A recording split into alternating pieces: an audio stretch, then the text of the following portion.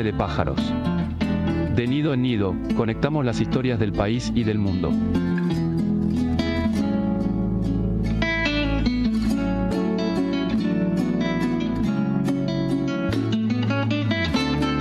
Aterrizajes precisos en tiempos de turbulencias.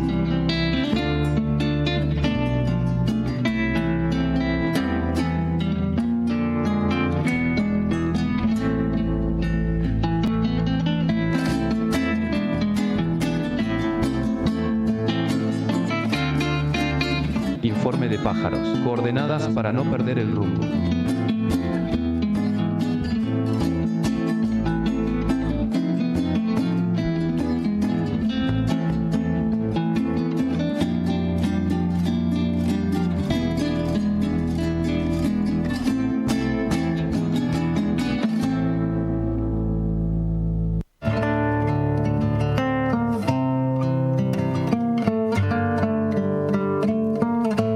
Bienvenidas y bienvenidos. Esto es Informe de Pájaros, edición número 10.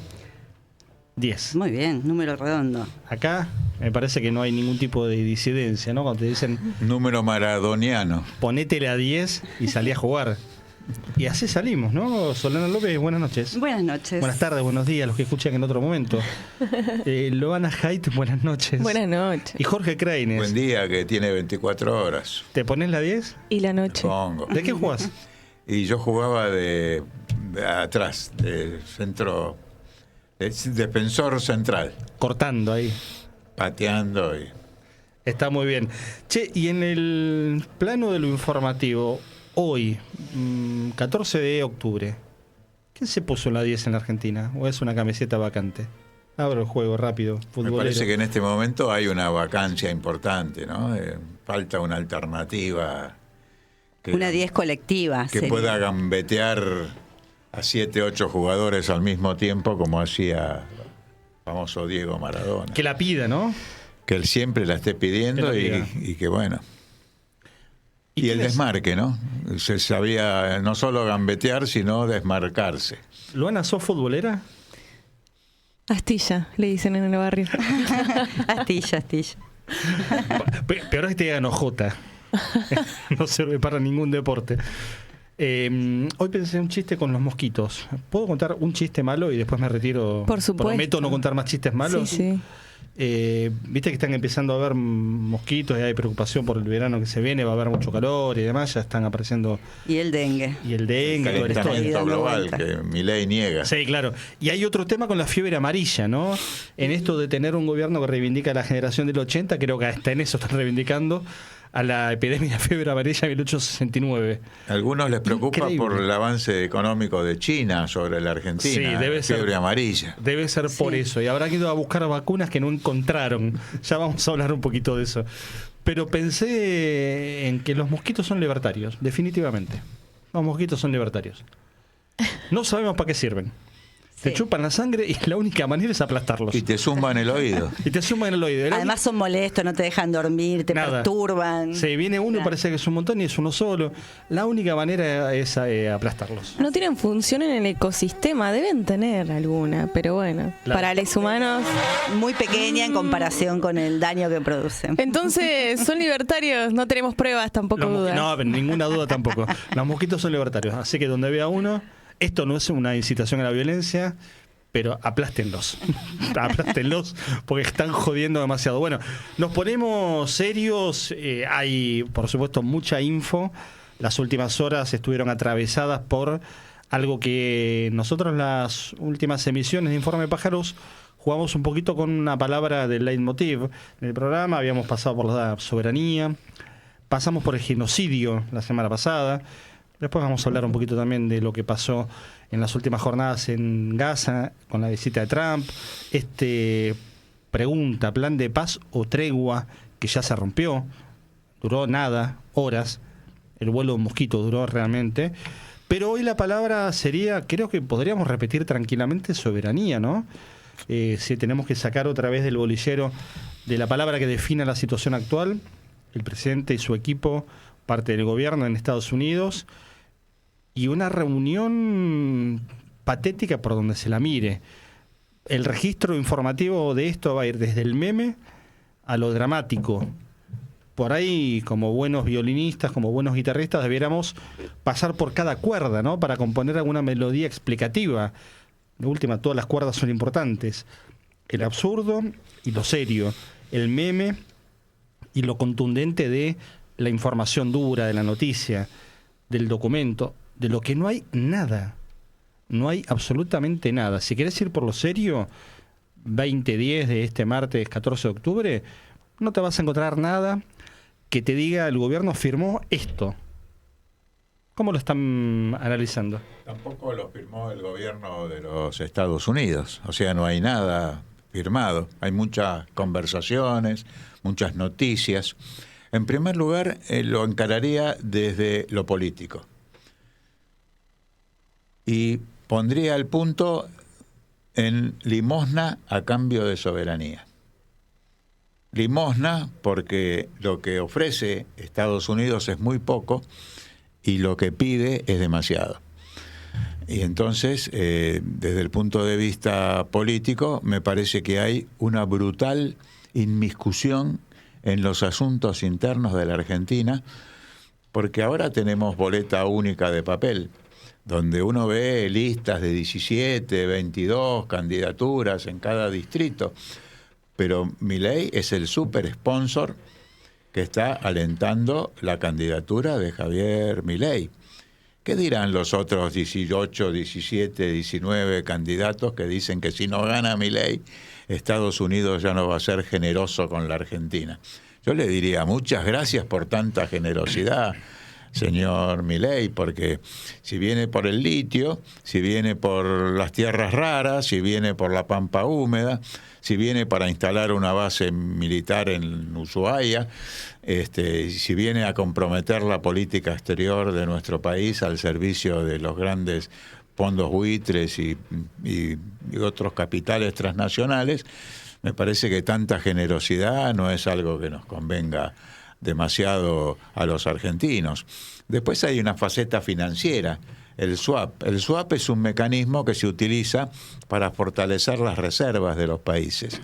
Entonces, el swap es un engaña pichanga para decir que nos dan $20.000, 20.000 millones de dólares, pero en realidad no nos lo dan. Quedan ahí para fortalecer las reservas. Ahora, si se usan, pasan a ser deuda exterior. Por lo tanto, hay un peligro de que esta gente que no tiene demasiados escrúpulos use el famoso swap, si es que lo dan, si es que gana el candidato de Washington en la Argentina, y le puede tener algún beneficio en ese aspecto, pero está totalmente condicionado a un alineamiento estricto con las peores causas, la de Zelensky en Ucrania, la de Netanyahu en Israel y Palestina, y el famoso Centro de Promoción de la Acción Conservadora, el CEPAC. Y tanto Donald Trump como Javier Milei no actúan como presidentes de sus países, sino actúan como jefes de esa corriente política antigua, prácticamente descartada por los economistas más serios del mundo, que es este llamado anarcocapitalismo o la escuela de Austria, a las que pocos le dan bola en la mayoría de los países y que parece presidir el intento que hacen algunos norteamericanos por constituir esa corriente política ultraconservadora, neofascista, de manera que es otra faceta. Bueno, ahora se reúne la CELAC en Colombia. Perdón, se reúne un foro interamericano en Colombia y excluyeron a Cuba, a Venezuela y a Nicaragua. Pero mientras Donald Trump y Javier Milei conversaban en Washington, Claudia Sheinbaum, la presidenta de México, mostraba otra cara, la de la dignidad y la soberanía, que es decir, si no están Cuba, Nicaragua y Venezuela, México tampoco participa. Entonces eso le pegó un golpe muy fuerte a esa política de la que Milei es un un juguete que es para destruir la unidad latinoamericana y caribeña. En algún momento vamos a abrir el capítulo específicamente de lo regional para ver también el contexto en donde va a haber elecciones en Bolivia, una segunda vuelta, donde va a haber elecciones en Chile en noviembre y donde el año que viene hay elecciones ni más ni menos que en Brasil. Digo esto también para entender cómo miran el mapa desde Estados Unidos, los poderes reales y cómo la Argentina tiene su peso. Y a propósito del peso de la Argentina, hoy pasó, la verdad que una vez más, un paso de comedia ocurrió con la interpretación, ¿no?, del gobierno argentino en torno a las declaraciones de Trump. Trump dijo, no vamos a apoyar ahora en función, o vamos a apoyar en función de los resultados de las elecciones. Claro, las elecciones son en apenas 10, 12 días en la Argentina. Salió Patricia Bullrich hace un par de horas nada más a explicar que no se estaba refiriendo a estas elecciones de medio término, sino en realidad a un cambio de gobierno, en donde si viene un gobierno que piensa distinto al actual, entonces Estados Unidos ahí vería el tema del apoyo. Y entonces, ¿para qué tanto apuro de viajar de la manera en que lo hicieron, de instalar en un campamento al equipo económico durante casi una semana, cosa que no se veía sin información alguna? Sin información más que la que salía de los posteos de Scott Bessent en el Secretario del Tesoro, si la historia era para de acá a 2 años. ¿Se dan cuenta en manos de quiénes estamos, de cómo nos cuentan la historia? No es un dato menor esto, y además es la ministra de Seguridad Nacional. Digo, no es el canciller, no es el jefe de gabinete, no es el ministro de Economía quien habla de este tema, es Patricia Bullrich, la vocera interpretativa de lo que claramente, si le tenemos que poner un título, para el gobierno fue un fracaso. El viaje a Estados Unidos fue un fracaso. Hoy, no sé mañana, es todo tan cambiante. Para el pueblo argentino, un fracaso total, una pérdida de todo punto de vista. Nada para los sectores populares, no, nada. Se le seguirán pegando se le seguirá pegando a los jubilados todos los miércoles. El salario va a llegar hasta el día 15 con suerte.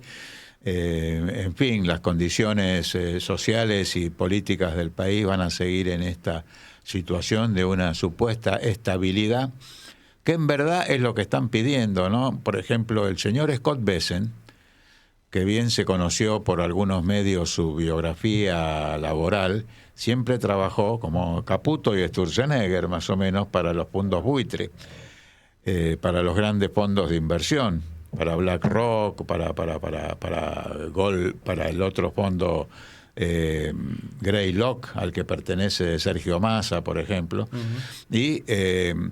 Y me parece que desde ese punto de vista, sí, para ellos hay ganancias, para ellos hay posibilidades, ¿no? Es decir, tenemos un gobierno que representa esos fondos buitre y en manos de esa gente está la Argentina. De manera que hoy, si pones, como bien dijiste, Pablo, la palabra soberanía en el centro, me parece que es la entrega de la soberanía, pero en un plano total, directo y sincero. Y por lo tanto, pensar un mensaje a aquellas personas que todavía pueden estar pensando en Milei, en alguien disruptivo, en alguien que venía a resolver los problemas del país. Me parece que para el país que está resolviendo los problemas es los Estados Unidos. Y hasta cierto punto, porque en Estados Unidos también, ustedes saben que Argentina, todo lo que produce la Argentina, Estados Unidos lo tiene. Muchas cosas que tiene Estados Unidos nosotros no contamos justamente con ellas, en la Argentina una de las dificultades que tiene históricamente es que con Estados Unidos compite. Cosa que no compite con China, por ejemplo, sino por lo contrario, muchos de nuestros productos se pueden comercializar tranquilamente con China. De hecho lo venimos haciendo. Todavía, porque ojo que China también está en un proceso de sustitución de importaciones. Es que parte del, que no va a dejar ese mercado de acá 10, 15 años también. Claro, parte del objetivo central en realidad de este acuerdo tiene que ver con que la Argentina renuncie a sus acuerdos con China. Entrevistaron a varios de los políticos que están en torno a Donald Trump en Estados Unidos a partir de que les sorprendía esta actitud benevolente hacia Argentina, cuál es en definitiva, lo que viene a cambio a favor de Estados Unidos, se preguntaban. Y entonces todos salieron a plantear que lo que viene a favor es que Argentina deje de comercializar con China y que digamos, se corra desde el sur del continente a China en los acuerdos y en las acciones que viene desarrollando. Ese es un objetivo de carácter estratégico. Y después me parece importante esto que decís, Jorge, en relación a que estos personajes representan lo más brutal del capitalismo, que son los fondos buitres, que no son ni siquiera los sectores económicos a los que ya estábamos acostumbrados en torno al Fondo Monetario Internacional, sino que es lo más brutal del No son los bancos siquiera. No son ni siquiera los bancos. O sea, uno diría hasta en esto de la lógica del meme, volvé bancos, te perdonamos. Tal cual. O sea, el Banco of America a esta altura es Heidi. Sí. O el abuelo, no sé. Conocido como BOFA. Sí, como el BOFA, Entender claro. también que fueron instalados a través de esta embajada yanqui. Entonces esperan que haya una respuesta clara ante eso. Y esta estrategia que también se busca desde Estados Unidos, ¿no? A nivel latinoamericano y a nivel internacional, que rompan los acuerdos con la potencia que es China. Ahora fíjense ustedes que se van a producir una serie de contradicciones nuevas. Porque en realidad la sociedad rural o los exportadores de soja y girasol de la Argentina compiten con los productores de soja y girasol de los Estados Unidos por el mercado chino, que en China gobierna el Partido Comunista, está todo horrible, muy mal, pero resulta que es el mercado interno más grande del mundo, tienen un poder de consumo extraordinario y ha mejorado mucho la calidad de vida de los 1.600 millones de chinos. 1 de cada 5 habitantes del planeta es chino. Y entonces... Vos sabés que los chanchos chinos, segundo chiste malo del día, no preguntan de dónde viene la soja. Viste que acá cancheré alguno que se compra una remera importante y dice, esta no habla castellano, te dice, ¿no? Como que la compró en Europa o en Estados Unidos. El chancho no pregunta si la soja habla inglés o español. Totalmente. Le da lo mismo, Totalmente. Se alimentan con soja, exactamente igual. Sí, hay que aclarar que la soja, en su enorme mayoría, no es para alimentar personas, sino para alimentar animales y para otros usos de tipo secundario. Ahora, la sociedad rural de la Argentina y la mesa de enlace agropecuaria que tanto se conoció en otros momentos, con sus intereses puntuales, si les quitan el mercado chino, se funde. ¿Quién le va a comprar la soja? Por otra parte, BlackRock, que viene por la pampa húmeda. BlackRock tiene los dólares que quieras. Entonces, yo veo que la sociedad rural no va a confrontarse con BlackRock, va a buscar su cuota, mantener sus mansiones, sus relucientes apellidos, ¿no? Su cuotita de la ganancia, pero van a quedar subordinados al gran capital financiero internacional, como ocurre, por ejemplo, ahora en Ucrania, que BlackRock se compró todas las tierras fértiles de Ucrania, que es el granero de Europa. Entonces, vamos a ver que, por ejemplo, la senadora Warren y el Partido Demócrata de los Estados Unidos se oponen a que Donald Trump y Scott Bessent le entreguen esta limosna a la Argentina, porque dicen le están dando plata a un país que compite con nosotros. Y hasta una visión fiscalista, porque el Estado norteamericano está paralizado hace 2 semanas. Después podemos hablar qué significa el cierre en los Estados Unidos, que es el cierre del gobierno. Pero de hecho van a entrar en contradicción hasta los de la sociedad rural, fíjense ustedes, con esta política de los Estados Unidos. Fíjense si ataca la soberanía nacional. Y se pelean por el mercado chino. O sea que es imposible para ningún país dejar de considerar la potencia alcanzada por el Estado chino, por la República Popular China, que gobernada por el Partido Comunista, dicen que por arte de Birle y Birloque se transformó en la primer potencia mundial productora de bienes materiales, porque en Estados Unidos cada vez prevalece más el negocio financiero. los créditos, los seguros, las comisiones, los intereses, ¿no? Circulan como el motor de la economía de los Estados Unidos. Por eso Scott Bessent es el ministro de Economía, es el director del Tesoro, ¿no? Pero Estados Unidos se quedó atrás. Por ejemplo, en Estados Unidos no hay trenes de alta velocidad, no hay celulares 5G y tienen un retraso tecnológico. Se ha desindustrializado porque el capitalismo norteamericano fue a buscar siempre salarios más baratos en otros lugares del mundo. Y entonces las industrias norteamericanas han salido. Donald Trump dice, y es su lema electoral y político, hagamos grande Estados Unidos otra vez, make America great again. Ahora, para hacer grande Estados Unidos, tendrían que volver las empresas, pero tendrían que bajar entonces el salario de los trabajadores norteamericanos para que las empresas se decidan, porque las empresas piensan en términos de ganancia, no en términos de patriotismo norteamericano. Y entonces, si van a pagar un salario más alto, no les conviene, no van a volver. Entonces, los trabajadores norteamericanos se van a ver perjudicados. Y en la primera presidencia Trump, ese experimento le salió mejor que lo que le está saliendo ahora. Sí. Porque en 4 años el mundo cambió. Pandemia mediante, el fortalecimiento de China. No es el Estados Unidos de hace 4 o 5 años, no claramente. No es. Entonces, y Trump tampoco es el mismo, iba a ser un hombre, un señor, pero en términos humanos inclusive.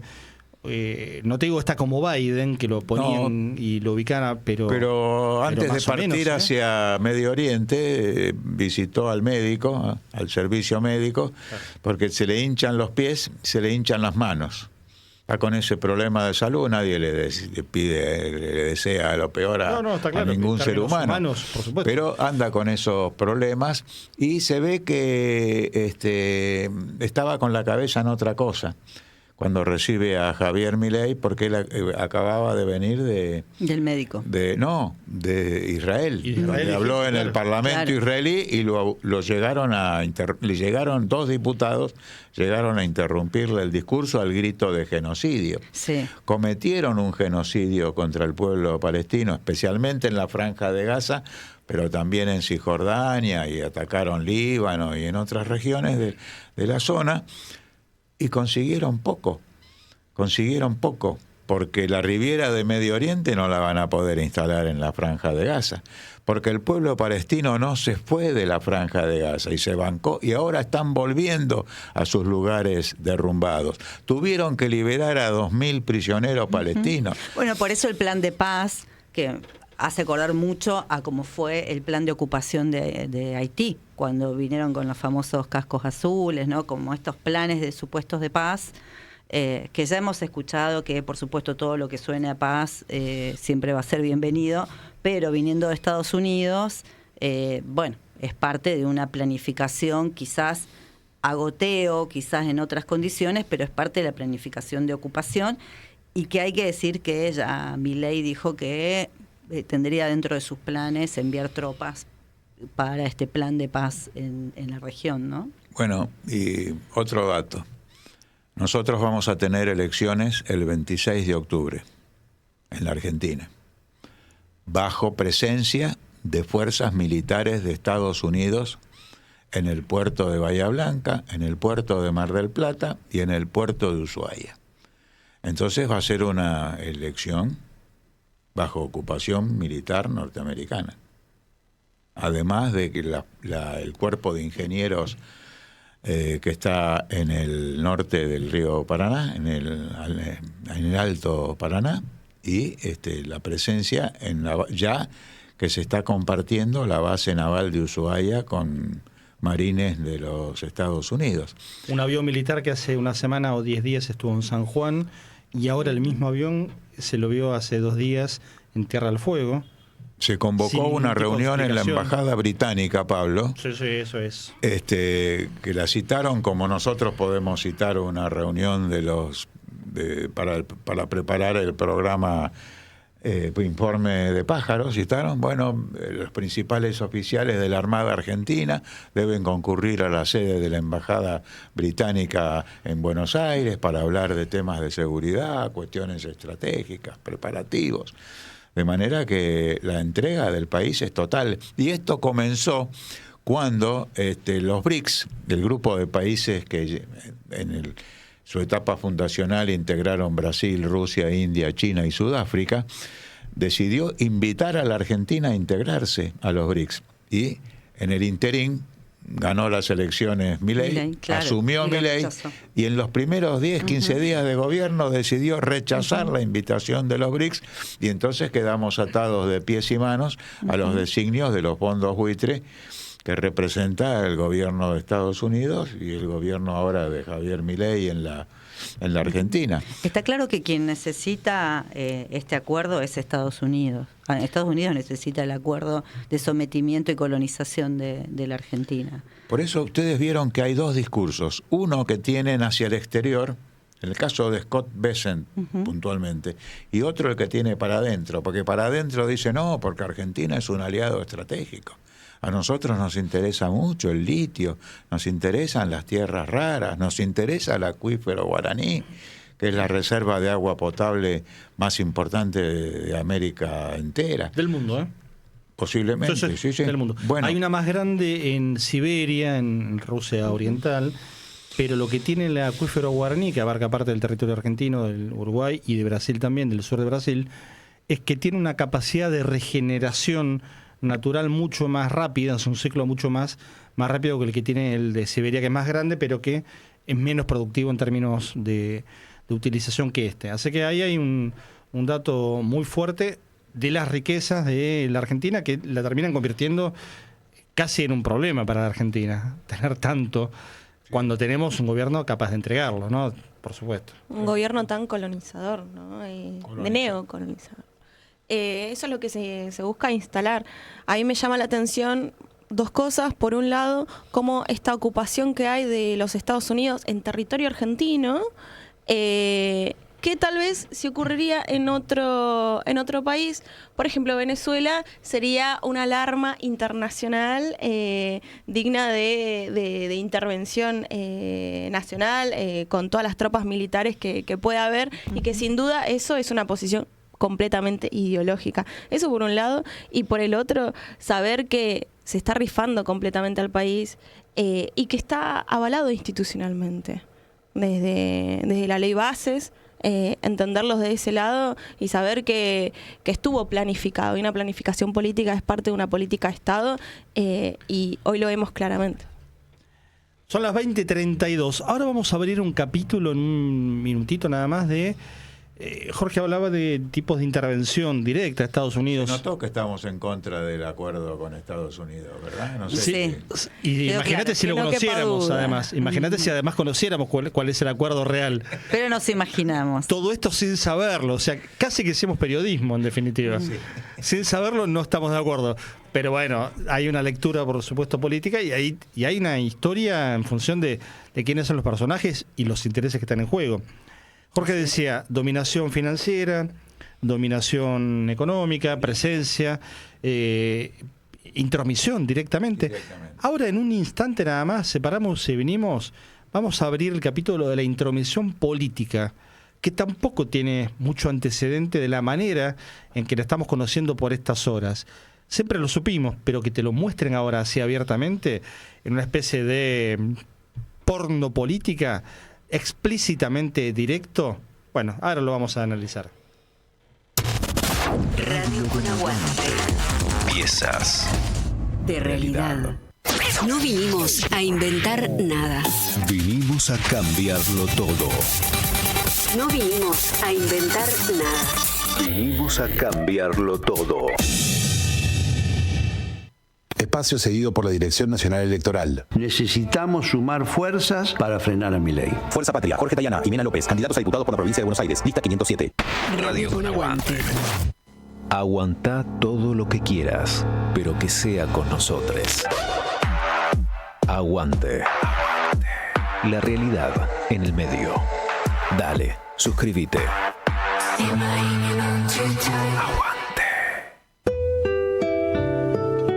Informe de pájaros. Alas abiertas, sobre la política, la economía y la cultura.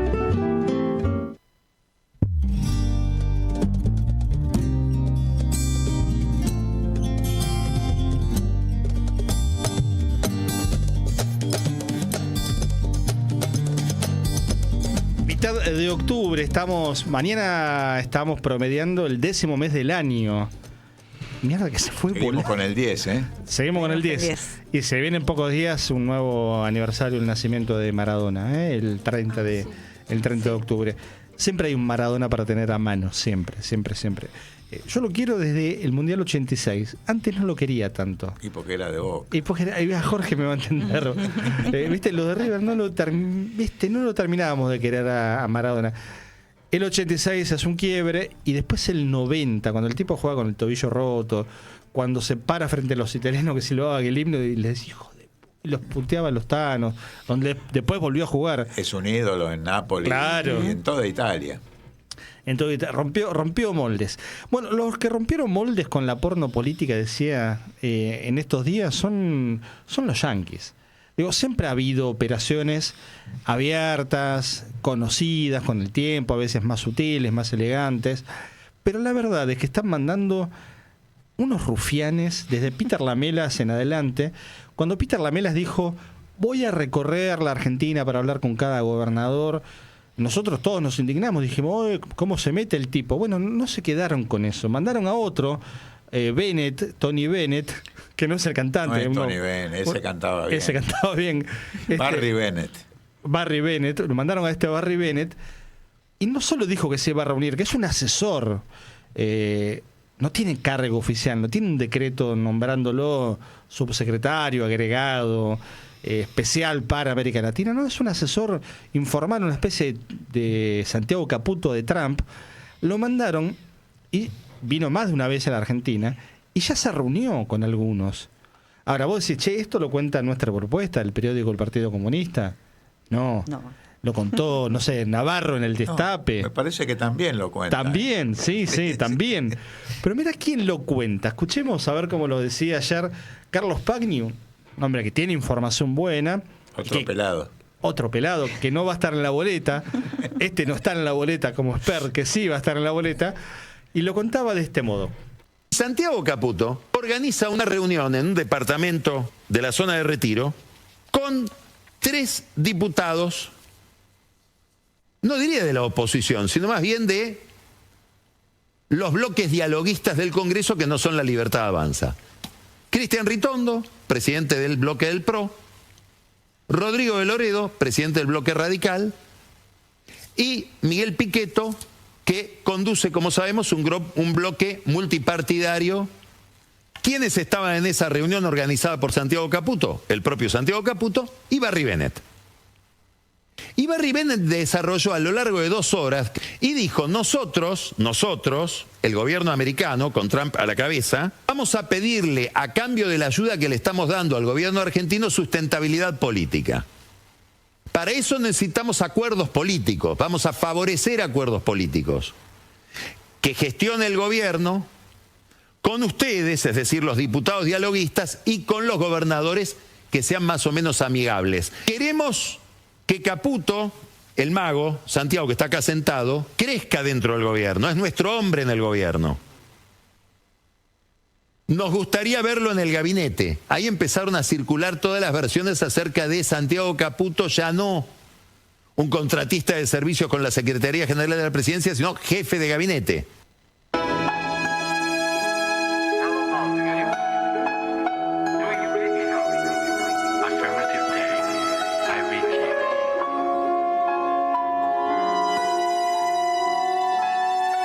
Informe de pájaros.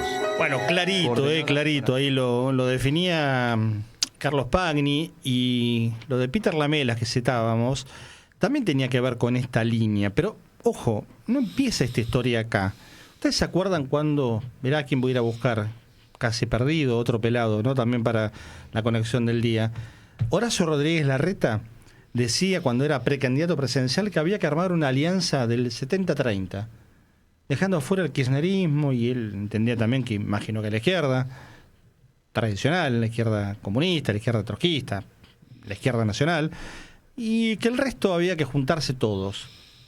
Es lo que está haciendo este señor Bennett, organizando el 70-30, que no es el Fernet de la provincia de Córdoba, es el 70 que le dé gobernabilidad, con o sin elecciones.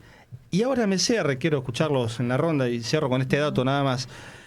¿Se acuerdan el modelo peruano que Luis Caputo, en ese tono medio cheto que tiene cuando habla, viste? Dice, no, tenemos que ser como Perú.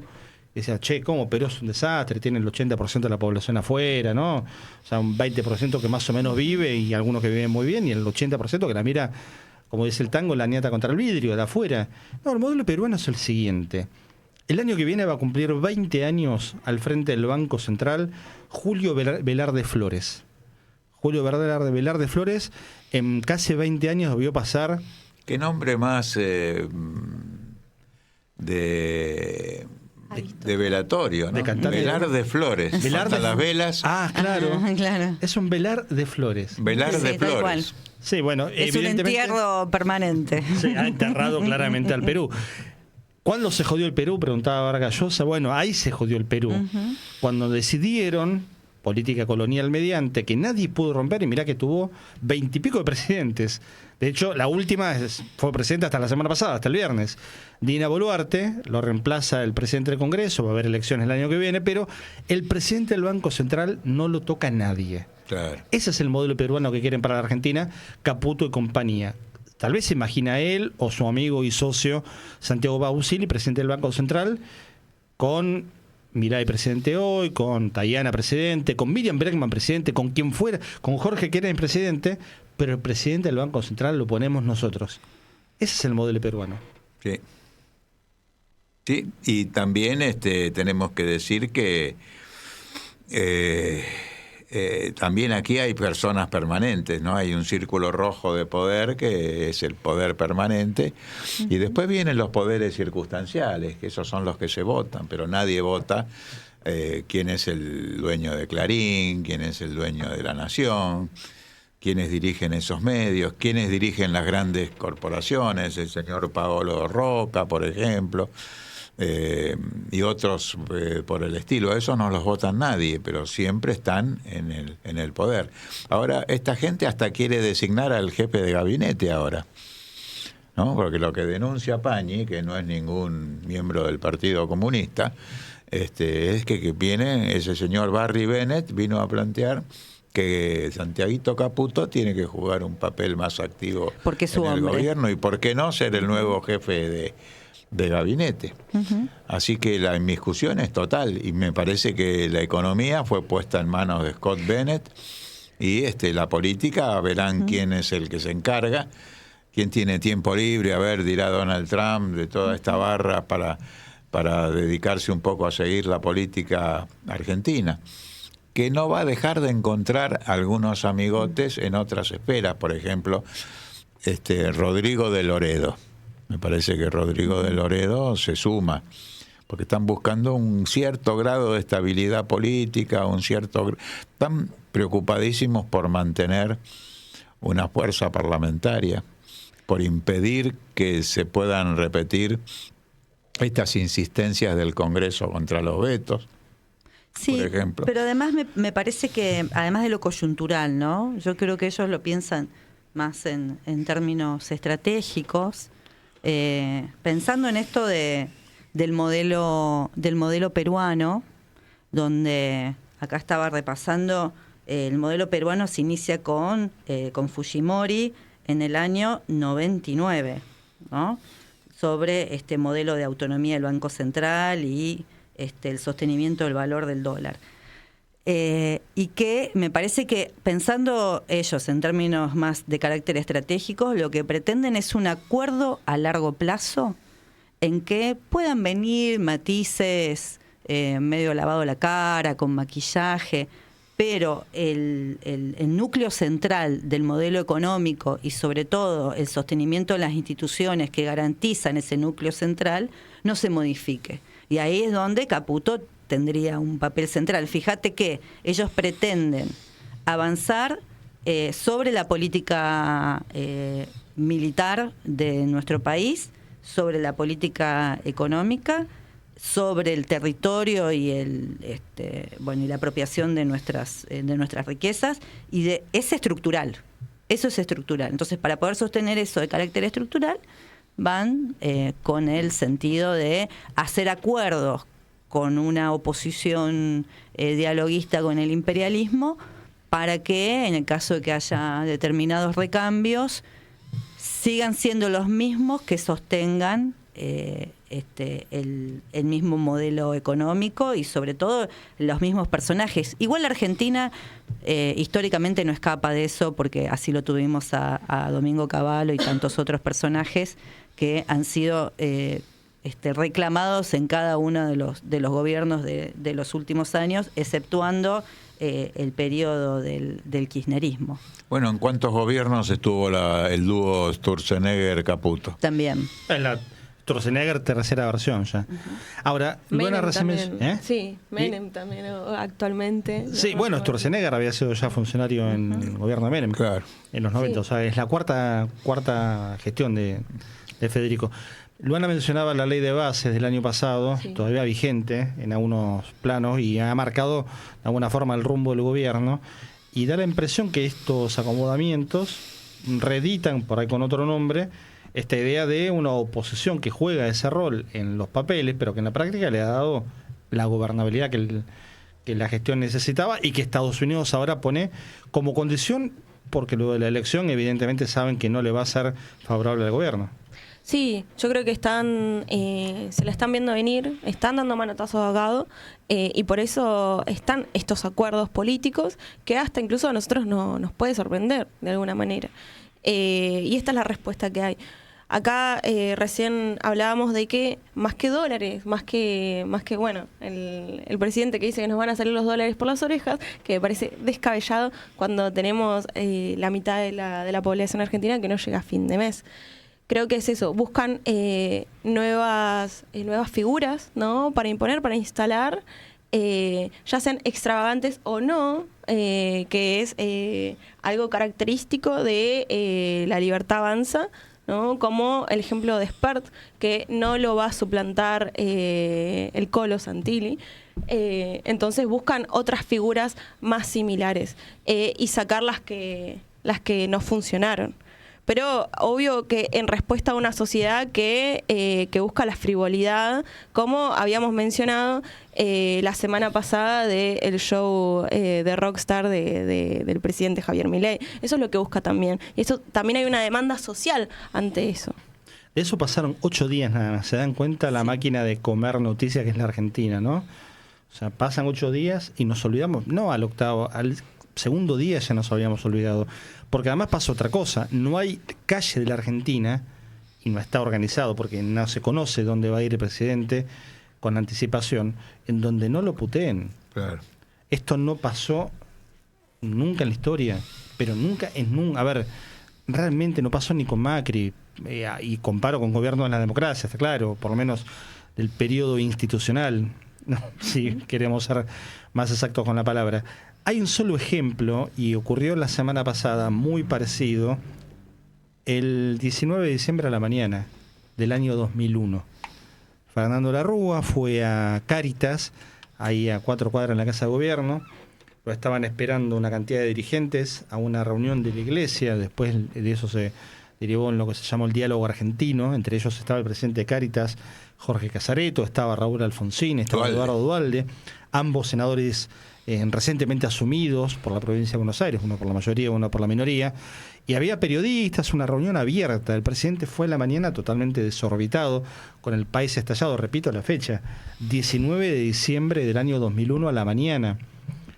Hay una foto que es maravillosa de cómo lo putean y el tipo estaba desencajado en la entrada de la reunión, y hay un video muy breve de cuando sale de la Rúa en igual condición, huyendo raudamente en un auto y dejando a la audiencia a la mesa de sus interlocutores totalmente azorada, porque todos coincidieron en decir el presidente está totalmente fuera de eje. El presidente no está viendo lo que está pasando. 19 de diciembre de 2001.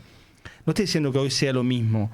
Ahora, la semana pasada, el 8 de octubre de 2025, casi 24 años después, Javier Milei y su hermana salieron a un edificio de Avenida Mayo 605 de una reunión que no se conoció con quién fue, no había agenda oficial marcada, a 3 cuadras de la Casa Rosada. ¿Cuándo un presidente sale de la Casa Rosada para ir a una reunión y no recibe él en la Casa Rosada. Se la presentó como una reunión de campaña con empresarios. Yo hice un poquitito de investigación, no salió en ningún lado, qué hay ahí en ese edificio. El otro día lo hablamos con Luana, y sigue sin estar la información. Y es un edificio de oficinas de alquilar, hay algunas empresas, nada muy conocido. ¿Qué fue a hacer el presidente ahí? Para que no aparezca en la lista de audiencias de la Casa Rosada. Claro. Ahí tenés un punto. Entonces, los tipos insisten con la misma. Son un adicto, no en recuperación, son un adicto que tienen todo el tiempo la sustancia adelante, nadie se las puede sacar, y esto termina mal, termina indefectiblemente mal. Será octubre, será noviembre, diciembre, no tengo las bolas de cristal, ni mucho menos, pero nos encontramos con un presidente cada vez más ellos dicen lo peor ya pasó, y nosotros creo que tenemos que decir lo peor está pasando. Lo peor está pasando y lo peor va a venir. Lo peor va a venir.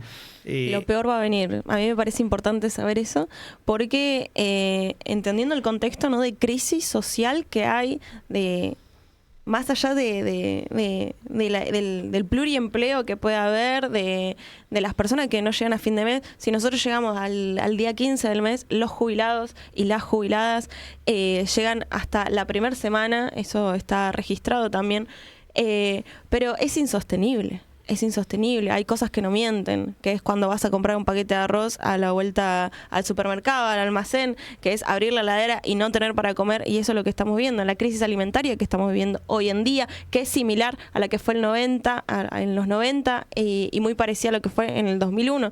Entonces hay una población, ¿no?, repudiando todo eso, y lo vemos día a día cuando el presidente no puede salir a la calle sin que lo abuchen, sin que haya una concentración popular organizada para abuchearlo. Es más, te diría, ni siquiera es organizada previamente, porque como no se conoce la agenda, lo de Avenida de Mayo de la semana pasada fue que el tipo sale de la reunión, no lo putearon cuando llegó, porque, viste, vos, no sé, frena una camioneta, un par de autos, entran rápido en un edificio y por ahí no te diste cuenta que estaba entrando Milei.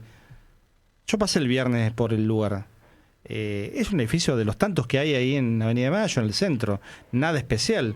O sea, bajaron de la camioneta, entró, ahora cuando sale, no sabemos, de nuevo, repito, con quién se reunió, cuánto tiempo estuvo, no está en la agenda. Hay una cuestión legal que es la publicidad de los actos de gobierno, ¿no?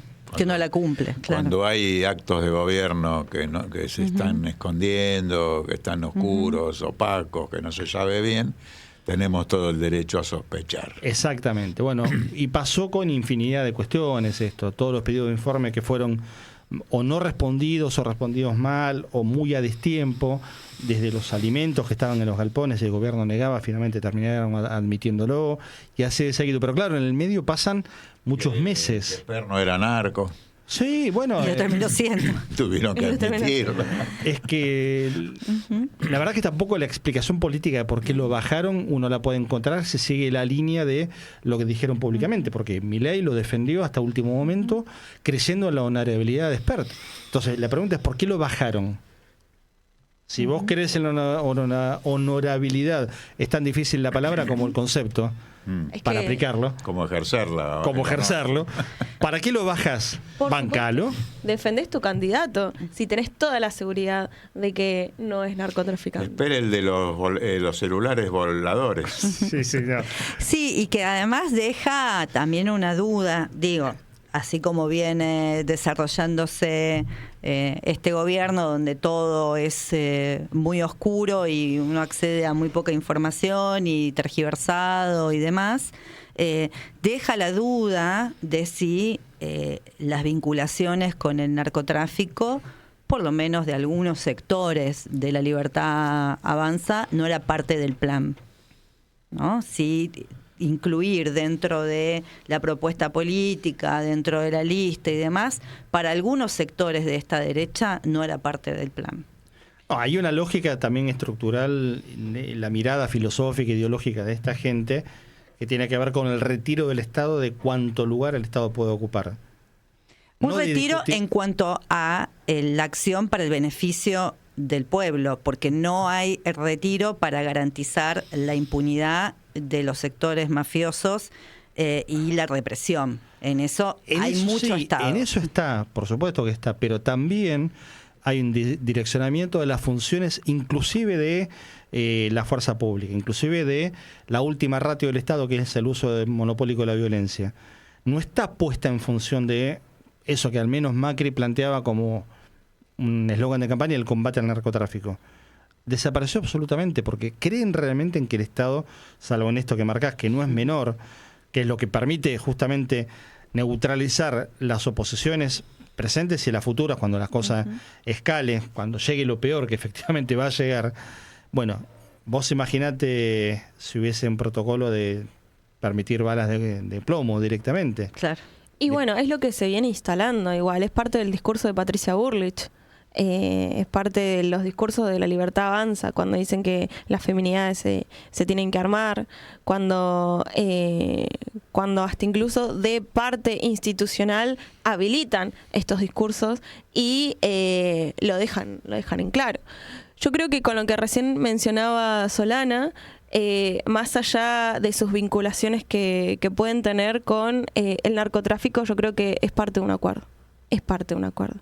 Y es simbólico cuando ya directamente ni siquiera lo mencionan. No mencionan que hay una lucha con el narcotráfico. Exacto. No existe para ellos. No es parte de la agenda política, no es prioridad política. Entonces, más allá del retiro del Estado en esta lucha, ¿no?, que hay con el narcotráfico, que nosotros lo vemos en nuestros barrios populares, como el Estado se retira, por un lado, y las narcoestructuras van avanzando. Y estas narcoestructuras en nuestros barrios populares son fundamentales y fueron fundamentales, por ejemplo, en el caso del triple narcofemicidio en Tablada, ¿no? Ahora vamos a hacer un especial sobre el tema y vamos a analizarlo en profundidad, porque lamentablemente hay que decir, se han sumado noticias que tienen que ver con los femicidios y la Argentina tiene una situación muy, muy compleja este año en particular, con números que son realmente dramáticos. Pero para ponerle un cierre a esta hora primera de Informe de Pájaros, quiero redondear, Jorge, Solana, Luana. Yo había tirado acá casi como una provocación días pasados, o capítulo pasado creo, sobre si no habría que pensar en el debate real de la legalización de las ventas de drogas. Aunque sea un debate que lleve 20 años.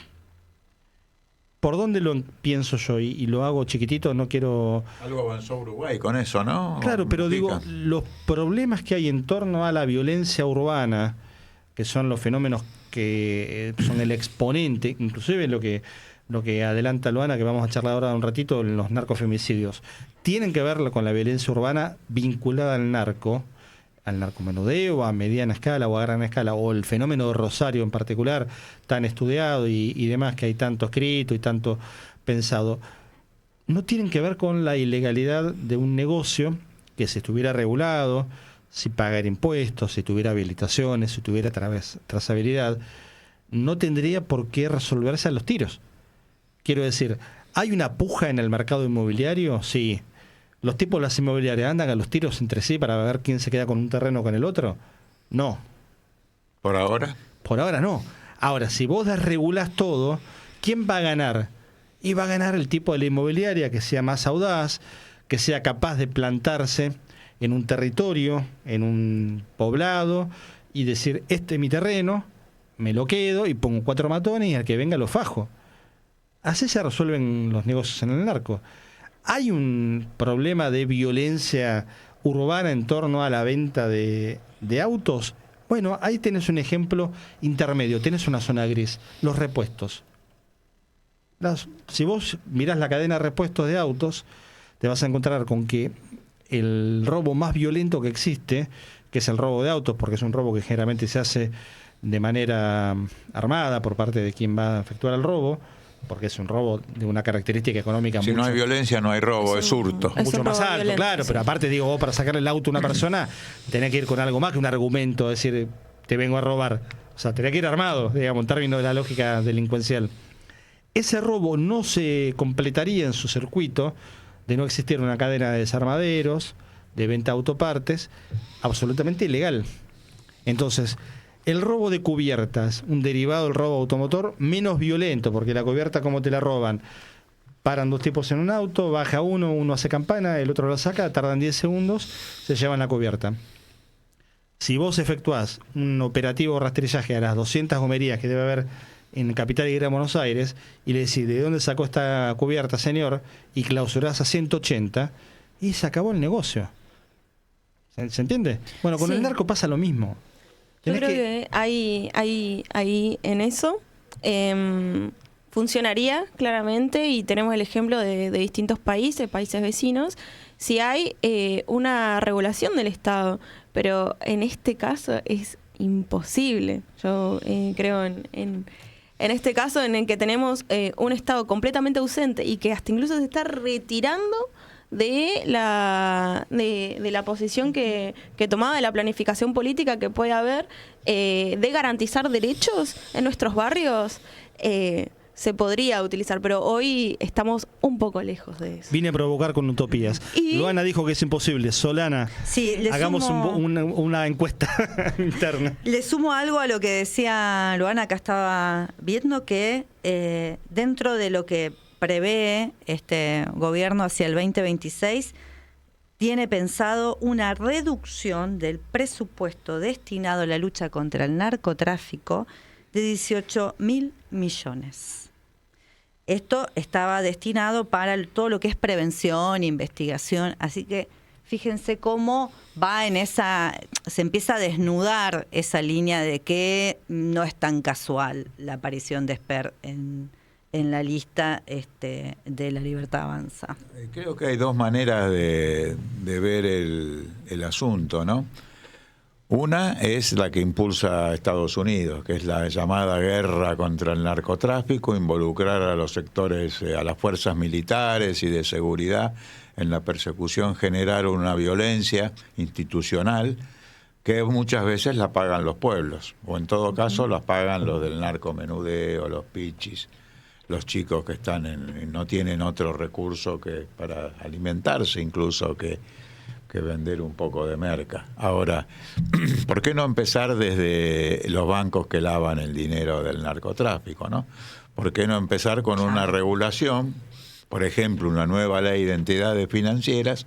Que no sé si sabemos que la ley de entidades financieras que rige es del gobierno de Videla, todavía con el ministerio de Martínez de Oz. 1977, no llegó al medio siglo, pero está grande ya. Eso es una de las cosas que no se cambia. Pasan los gobiernos, pero eso no se toca.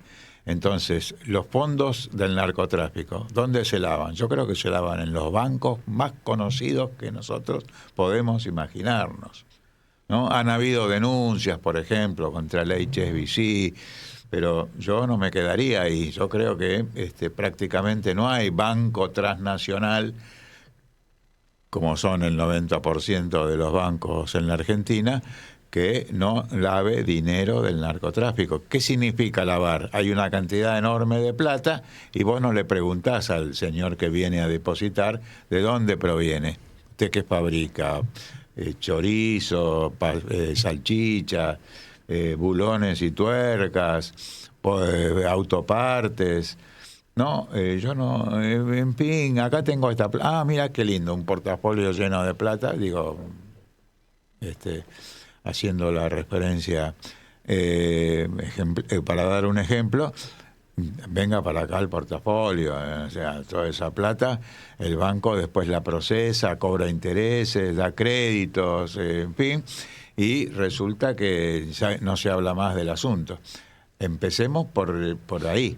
Empecemos por la ruta del dinero financiero bancaria del narcotráfico, y ahí me parece que vamos a librar una batalla que no va a golpear tanto al pueblo, sino a quienes corresponda. Pero es un debate, insisto, que hay que dar y que no está planteado en estos términos en la agenda de la política. No. Siempre nos quedamos con la superficie, miramos a Rosario cuando hay 4 muertos, que es dramático en términos humanos. Ahora, después cuando los muertos no están, no miramos más a Rosario. Miramos la vinculación del narco con la política cuando sale Espert, pero no es el primero. ¿O quieren ver también en el año 98-99 las vinculaciones de Palito Ortega, candidato a vice de Duhalde, con el cártel de Juárez, donde estaba vinculado Carlos Carrascosa, el marido de María Marta García Belsunce? ¿Quieren que abrimos ese capítulo? Lo abrimos, ¿eh? Y hay más. ¿Quieren mirar countries de la zona norte, barrios privados de la zona norte y vinculaciones con candidatos más cercanos en el tiempo? Lo abrimos. Pero tiene que estar todo sobre la mesa. ¿Quieren ver financiamiento de algunos medios de comunicación de la ciudad de Rosario en Santa Fe? De algunos grupos económicos con crecimientos exponenciales que no entendés de dónde salen. ¿De dónde salen, claro? Es un negocio capitalista bueno. importante. Por eso me parece que debatir la legalización es debatir esto que se puso en moda, de que Cristina lo dijo hace un par de años, discutamos la nueva estatalidad. Bueno, discutamos la nueva estatalidad. Si quieren, después tocamos ese tema. Hay diferencia entre un porrito y el fentanilo, ¿no? También hay que ver cómo se legaliza, qué se puede legalizar. Sí, creo que son debates profundos que no se están poniendo sobre la mesa y que después los tenemos encima y no los sabemos resolver. ¿No? Nos come lo urgente y lo necesario y no tenemos un margen de planificación ante eso. Está bueno saber de dónde viene y cómo el Estado se va anteponiendo y va preparando este terreno. Recién Solana decía que para el 2026 iban a reducir el presupuesto de lucha contra el narcotráfico y ahí te das cuenta cómo va preparando este terreno. Y la pregunta fundamental creo que es ¿a quién beneficia? ¿A quién beneficia que le saquen el presupuesto a la lucha por el narcotráfico?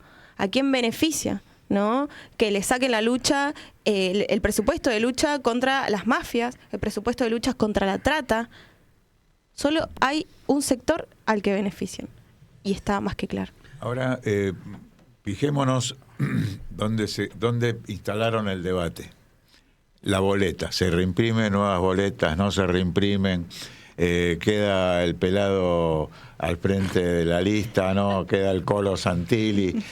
Redujeron todo un problema tremendo a ver el tema de la boleta. Y yo me imagino que hay muy poca diferencia entre Esper y Santilli. Es casi imperceptible. Me iba a quedar con la lista de pelados garcas, pero me parece que nos quedamos sin tiempo. Simplemente pongo 3 o 4 nada más. Cavallo, Cordera, Esper. Tengo que defender el sector de los pelados. Pero bueno. Excepción que marca la regla. 9 de la noche, 7 minutos, breve tanda. Esto es Informe de Pájaros. Hasta las 10 aquí en Radio Con Aguante. Comienzo de espacio publicitario. No le dejes a tu hijo la herencia de la duda. Resolvé tu identidad ahora. 011-4384-0983 www.abuelas.org.ar. Totalmente distintos, pero encajando perfectamente. Un espacio donde estamos todes. Piezas de realidad. Espacio seguido por la Dirección Nacional Electoral. ¿Cómo se frena una fuerza en movimiento? Con otra fuerza en sentido contrario. Necesitamos sumar fuerzas para frenar a Milei. Fuerza Patria, Jorge Tayana, Jimena López, candidatos a diputados por la provincia de Buenos Aires, lista 507. ¿Necesitas hacer un trámite en la provincia y tenés dudas? Llama al 148, el servicio gratuito del gobierno de la provincia de Buenos Aires, para que accedas a la información que necesitas, sin vueltas. Llámanos de lunes a viernes, de 8 a 20 horas, al 148 o al 0800-777-0148. También podés usar la versión para personas con discapacidad desde www.gva.gov.ar, haciendo clic en el botón del 148 accesible. Provincia de Buenos Aires, más cerca todos los días. Durante esta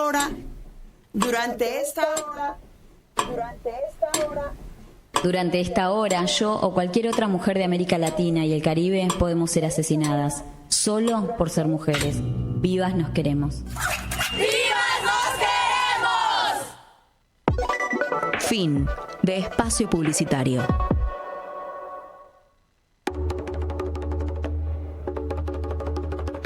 teatro, danza, música, cine, series, libros y canciones.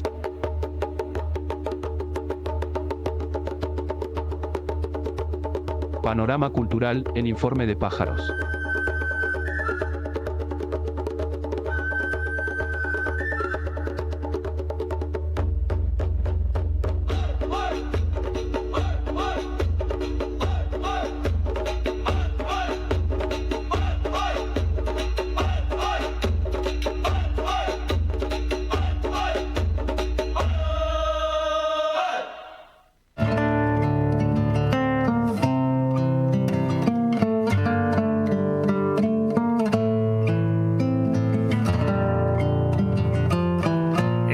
Semana los nombres de Luna Giardino y Mariel Zamudio, una joven que vivía en Córdoba, y su mamá, fueron noticia en la Argentina, sumándose a la lista de femicidios que este año ya tiene un promedio de 1 cada 28 horas, 29 horas. Más que el año pasado a esta misma altura. Los datos obviamente están ahí disponibles para buscarlos. Simplemente lo pongo como ejemplo, como concepto, además para no quedarnos a propósito, para no quedarnos en el número, ¿no? En la estadística. Por eso arranqué con 2 nombres propios, Luna y Mariel, Luna Giardino y Mariel Zamudio. Luna era la mamá de un nene que hoy está cumpliendo 6 años y cuyo papá es el femicida de su mamá y de su abuela. Pablo Laurta, un uruguayo, integrante, además, pongo rápidamente todo en contexto informativo, de un colectivo llamado Varones Unidos, cuya cuenta en X fue desactivada rápidamente por el Poder Judicial una vez que se lo detuvo a él, y se además conoció la historia de sus vinculaciones políticas que le dan marco, contexto, explicación a esto que, insisto, por eso partimos de nombres propios, no son solo 2 datos en la estadística. Solana, Luana tienen datos, ideas y pensamiento para analizar esto en profundidad, no quedarnos solamente en la noticia. Así es. Bueno, salimos de lo que fue el triple femicidio en Florencio Varela y veníamos analizando esa situación y nos encontramos con un nuevo escenario brutal de un doble femicidio en la ciudad de Córdoba, con un posible homicidio también, que apareció el cuerpo hoy del taxista, y además el secuestro de su hijo. Y lo que esto da a las claras, una imagen que lo veníamos analizando en otros programas, y son las vinculaciones. Las vinculaciones entre una derecha fascista, patriarcal, neocolonial y todas estas caracterizaciones que le venimos dando, y un aumento de casos de violencia patriarcal en los extremos mayores, que son los travesticidios, los femicidios y todos los crímenes de odio. Este año, de hecho, también tuvimos una camarada nuestra, que fue Angie Pitala, que fue también víctima de un intento de travesticidio, y así como le sucede a ella, le ha sucedido a un montón de compañeras, de compañeros, de compañeres, que simplemente por su manera de expresar su identidad, por circular en la calle, por existir, por ser, son atacados, atacades, hasta en algunos casos ser víctimas perdiendo su propia vida, ¿no? Y en el caso de este sujeto de origen uruguayo, esa ligazón con estos proyectos de derecha no solamente es porque adhieren a un discurso, de alguna manera los interpreta en su espíritu fascista, violento y patriarcal, sino que además son fervientes seguidores y militantes. Y hay que decir que este personaje estaba ligado a lo que se llama batalla cultural, con Agustín Laje y Nicolás Márquez. Y Nicolás Márquez ya en algún momento también había quedado ligado a los lesbicidios que se cometieron en Barracas, cuando él había salido a fomentar la violencia contra los feminismos, contra las mujeres y demás, y acto seguido aparecía esos lesbicidios. Y es importante poder ubicar que hay antecedentes históricos, y no hay que irse muy lejos, de algunos años atrás, en donde se empezaban a expresar femicidios y travesticidios que estaban ligados también con un trasfondo político. Este sábado se cumplieron 10 años del travesticidio de Diana Zacayán. El sábado se cumplieron 5 años del femicidio de nuestra camarada también, Florencia Gómez. Y ambos casos están atravesados por también sus militancias políticas. Y antecedentes históricos de esta ligazón entre la lucha feminista, la militancia política y quienes le dan fin a esas vidas de militantes, evidentemente en este escenario ocupa otro lugar, ocupa un lugar principal en donde pasamos a ser las mujeres, las disidencias, las feministas, un objeto directo de ataque. Por eso creo que estos personajes, que hay que decir que en todos estos casos que mencionamos, aquel que cometió los lesbicidios en Barracas, los jóvenes que cometieron los femicidios en Florencio Varela, Pablo Laurta que cometió estos dobles femicidios en Córdoba, si uno lo ve desde la perspectiva de clase, son tipos que apenas acceden, digamos, a un estándar de vida de medio para abajo, de hecho, bastante, en algunos casos hasta bastante pobres, pero que aquello que los estimula a sumarse y a ser parte de estas violencias declaradas, estimuladas y mandadas desde el propio gobierno, son sus lógicas fascistas y patriarcales. Y se transforman en soldados de esas políticas, se transforman en soldados en esta reserva moral, fascista y patriarcal de este gobierno. Ahí estamos compartiendo imágenes, vamos a pedirle a Guille Guerra y a Pablo Fernández. De paso, los saludamos, no los habíamos saludado todavía. Si nos comparten algunas imágenes, teníamos, Luana, para mostrar también estos momentos, ¿no?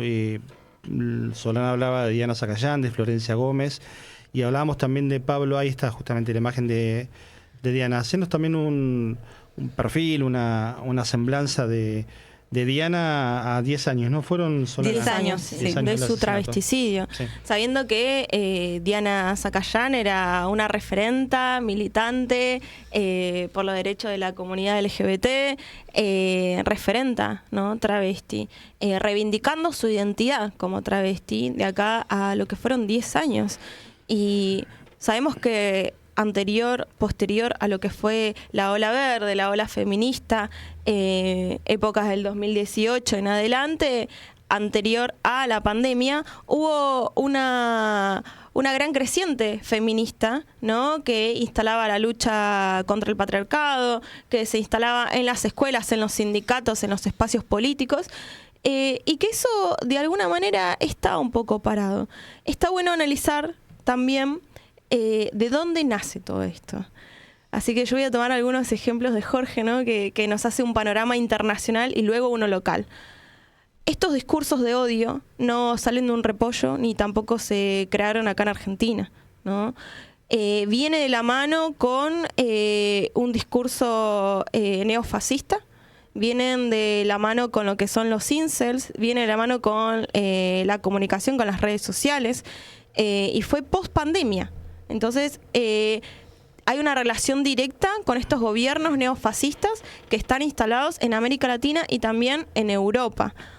en donde estos derechos ya adquiridos a través de la lucha, como por ejemplo la ley del cupo laboral travesti trans, como por ejemplo la despenalización del aborto, y muchos estos derechos ideológicos también marcados a través de una lucha feminista que se dio, que fue pionera acá en Argentina y a nivel mundial y a nivel latinoamericano.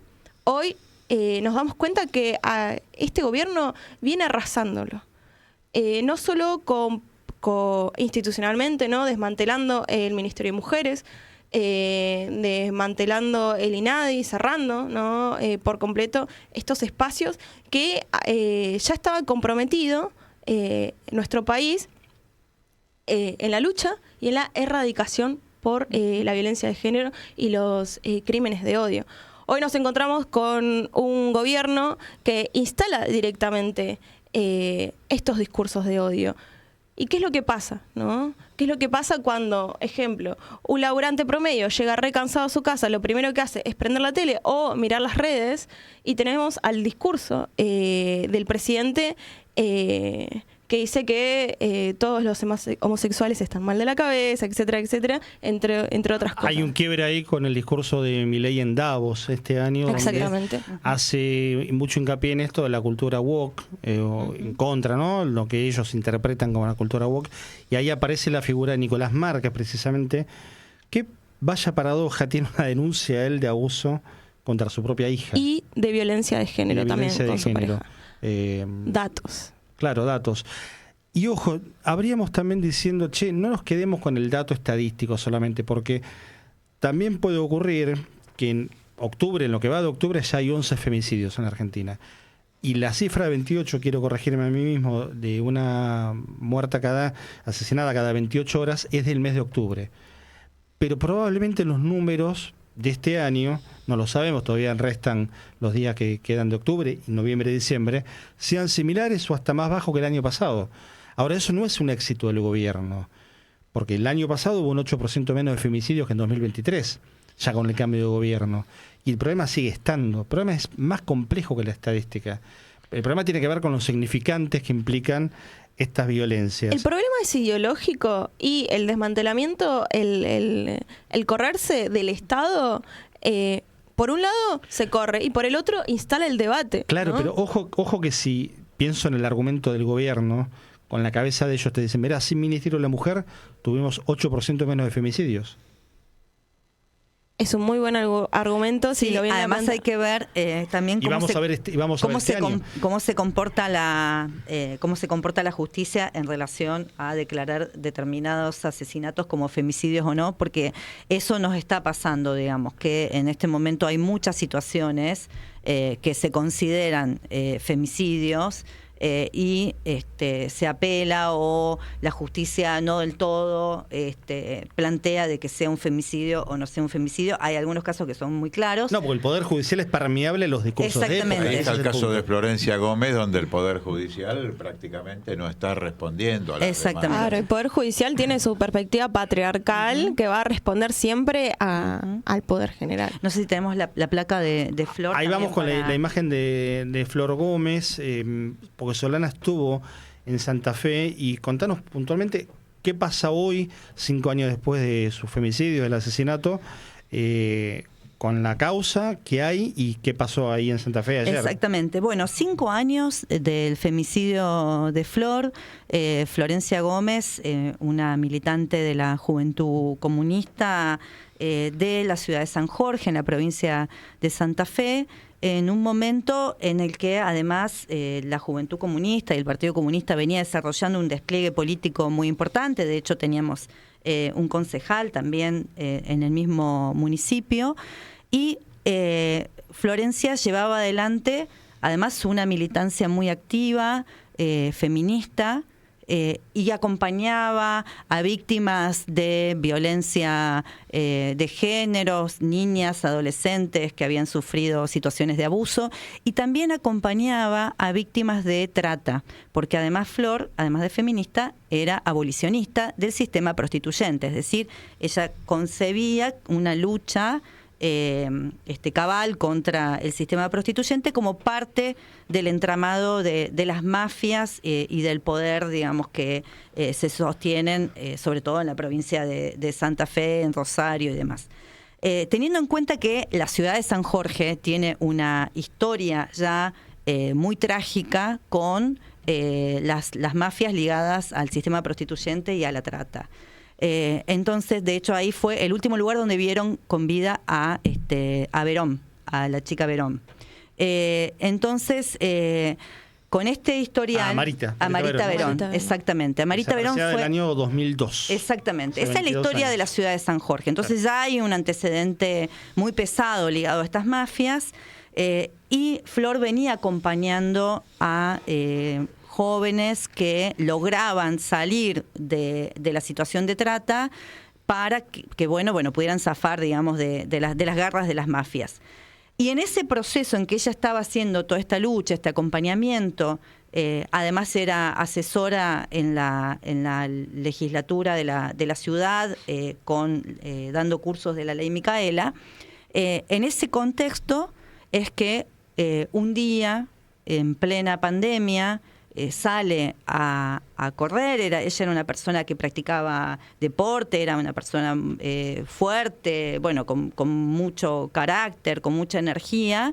Sale a correr en una rutina que ya quienes tenían planificado asesinarla la conocían, porque era en un horario, en un lugar que ella todas las veces practicaba la misma rutina. Y ahí es brutalmente asesinada. En una manera, digamos, que se comete el asesinato que queda a las claras de que fue planificado para que no hubiese posibilidad de resistencia por parte de ella, con una clara señal sobre su cuerpo, porque además fue violada y asesinada, entonces como una clara señal para dejar un mensaje sobre su cuerpo de amedrentamiento y de generar terror en aquellas mujeres que quisieran imitarla o se sintieran identificadas como ellas en esta lucha, y sin dejar ningún tipo de rastro en las cámaras, porque eran lugares donde había cámaras. Sin embargo, estos personajes que queda muy claro que eran profesionales, logran eludir esas cámaras y cometer el femicidio de Flor. De ese hecho, 5 años pasaron. 5 años. Y es el único caso de femicidio en la Argentina, y hay que decirlo, el único caso de femicidio en la Argentina que no hay un solo nombre de sospechoso sobre la mesa. Más de 400 ADN se hicieron. Más de 400 ADN y no hay un solo nombre de sospechoso, ni siquiera de acusado, en de una sospechoso. ciudad de 22.000 habitantes. En una ciudad de 22.000 habitantes. Si eso no tiene que ver de un femicidio ligado al poder real de la provincia de Santa Fe, al poder mafioso, a esta derecha fascista que hoy nos gobierna, y al poder judicial que le sostiene la impunidad a sus asesinos, bueno, entonces, ¿de qué estamos hablando? Se nos dice al Partido Comunista que ayer nos presentamos con los camaradas de la provincia de Santa Fe, acompañado por el Comité Central, la petición para que la Fiscalía, el Ministerio Público de la Acusación, nos reciba. Y como es la tercera vez que se presenta el petitorio, ya nos rechazaron a nosotros como partido para que seamos querellantes. Y se nos dice que nosotros tenemos sospechas infundadas, que la Fiscalía viene haciendo su trabajo. ¿Qué sospechas infundadas y qué trabajo viene haciendo cuando lleva 5 años y no tenemos un solo nombre sobre la mesa? No, y hay que poner en la mesa también la idea de por qué la querella debe ser aceptada en términos de poder participar de la causa. No es solamente por una cuestión de sospecha. Y hay un antecedente que tiene que ver con la aceptación de querellante del Partido Comunista a nivel nacional en la causa de la AAA. Y en otras causas de lesa humanidad. Y en otras causas de lesa humanidad, con lo cual digo, también reconocer eso que tiene que ver con una institución fundamental de la democracia, plasmada en la Constitución como es un partido político. Hay un macartismo claro, pero muy claro. Si fuera otro partido, uno diría exactamente lo mismo. Si un partido cuya militante está en esta situación y aparece con la idea de presentarse como querellante, también habría que defender la posibilidad, es una posibilidad democrática. Exactamente, creo que eso es lo que se está buscando también de parte del sector social, una democratización de la justicia, ¿no? Que no siempre nos respondan el mismo poder. Y hoy lo vemos claramente con el caso de Florencia. Yo creo que estamos a 10 años de lo que fue el travesticidio de Diana Zacayán, 5 años del el femicidio de Florencia Gómez, y un mes que lleva 11 femicidios. Y cerremos con lo político también, porque en el medio hubo cambio de gobierno en Santa Fe. Sí. Estaba Omar Perotti como gobernador, hoy está Maximiliano Puyaro, desde el año 2023. ¿Cambió algo la situación en términos políticos o es exactamente igual el panorama? No, es exactamente igual el panorama y de hecho, digamos, por lo menos en lo que se puede ver de cómo actúa tanto el Poder Judicial, como también cómo siguió avanzando las mafias del narcotráfico, cómo siguen, no solamente se sostienen, sino que avanzan en todos los resortes del Estado, el poder que van adquiriendo, el avance territorial también, y la respuesta a esto que decíamos hace un rato, de cuál es la política de prevención y de acción frente a todas estas mafias que no existen. Sí estaban ayer muy bien puestos para reprimirnos a nosotros, que nos presentamos y nosotras que nos presentamos a llevar adelante este pedido. Ahí sí estaba la policía de la provincia de Santa Fe, motorizada y demás, pero para buscar a los asesinos de Flor, para luchar contra el narcotráfico, para poder avanzar en políticas de prevención, no estaba. Así que el poder judicial, las fuerzas policiales y las mafias siguen exactamente igual, sosteniendo la impunidad de sus crímenes. Pasamos por las imágenes de Diana Zacayán, por la de Flor Gómez, 10 años y 5 de sus asesinatos respectivamente, y cerramos con la imagen de Pablo Laurta, el uruguayo acusado por el femicidio del fin de semana en la provincia de Córdoba, porque también hay que ponerle cara y rostros. Y miren qué simbólico, él está ubicado a la derecha, adelante, con una remera rayada. El que está enfrente, justo enfrente de él, que es el único que está comiendo, es Nicolás Márquez. No sé por qué el resto no comen. Se le prendieron ahí en la foto, por ahí es la explicación de Nicolás Márquez, le estoy dando un argumento al pedo, no lo explico, que lo explique él, que ya medio que quisieron despegarse. Y al lado de Nicolás Márquez, a su izquierda, si es que tiene izquierda, sí, está todo a la izquierda de Nicolás Márquez, está Agustín Laje. Ambos, Laje, Márquez y Laje, son los ideólogos, mirá la palabra que les teóricos, cabe, ¿no? Más importantes teóricos del presidente Javier Milei. Los dos en la foto con Pablo Laurta, detenido por el femicidio de la ex esposa y la suegra en Córdoba, la mamá y la abuela de su hijo, a quien además se lo llevó, y agregaba Solana como parte del combo la muerte del remisero que lo llevó desde Buenos Aires, cuyo auto apareció quemado, y hoy aparece un torso, resta confirmar, pero todo indica que se trataría de la persona que lo trasladó y a quien terminó matando, con lo cual hablamos de 3 asesinatos, 2 de ellos femicidios. Un panorama dantesco desde lo individual, desde lo familiar, pero tremendo desde lo social, con toda la implicancia política que tanto Luana como Solana están explicando, ¿no? En todas estas cosas que hemos estado viendo aparece la retirada del Estado y la incorporación y la aparición de todos estos fenómenos que estamos denunciando, ¿no? Entonces aparece la relación entre el libertarismo, este neofascismo, ultraliberalismo que nos gobierna y este ascenso de esta clase de crímenes como los lesbicidios, femicidios, narcofemicidios y demás. Además, bueno, es evidente que cuando se retira el Estado, en muchos lugares lo vemos con la simple observación visual, que es, por ejemplo, en las villas se retira el Estado y aparece el narco. La figura de las narcoestructuras. Algo fundamental que recién mencionaba Solana, que no me parece un dato menor, que es cómo en los narcofemicidios el cuerpo de las feminidades es utilizado como para dejar un mensaje, que no es lo mismo en un femicidio convencional. En un femicidio convencional recordemos que hay una posesión del cuerpo sobre las feminidades, sobre las mujeres, sobre las travestis, sobre las lesbianas, sobre esta identidad femenina de es mío, sos mía y te puedo matar, si quiero te puedo matar, si quiero te puedo agredir. Pero en el caso de un narcofemicidio es utilizado para dar un mensaje claro. Una señal mafiosa. Exactamente. Recién lo mencionaba Solana. A quien se atreva nuevamente a cuestionar al poder real, a quien se atreva nuevamente a acompañar a sobrevivientes, a quien se atreva a dar esta lucha contra las narcoestructuras, contra el sistema prostituyente, contra la trata, le va a pasar esto. Entonces, esa es como una respuesta, ¿no? Para que nosotros nos demos cuenta en qué nivel estamos. Y recién mencionabas también, Pablo, de que la respuesta del Estado es, bueno, cerramos completamente el Ministerio de Mujeres y bajó el índice de femicidios.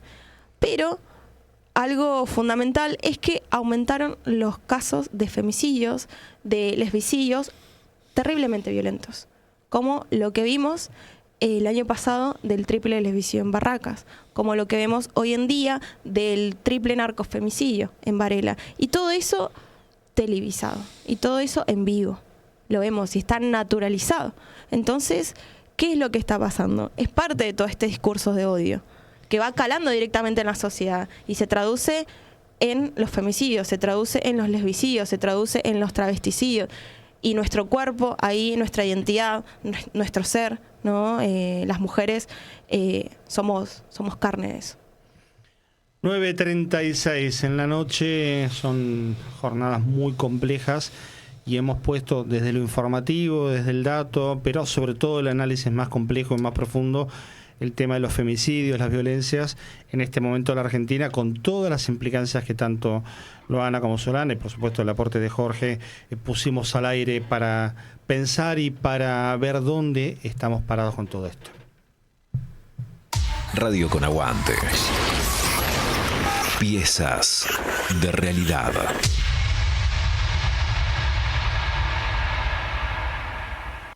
No vinimos a inventar nada. Vinimos a cambiarlo todo.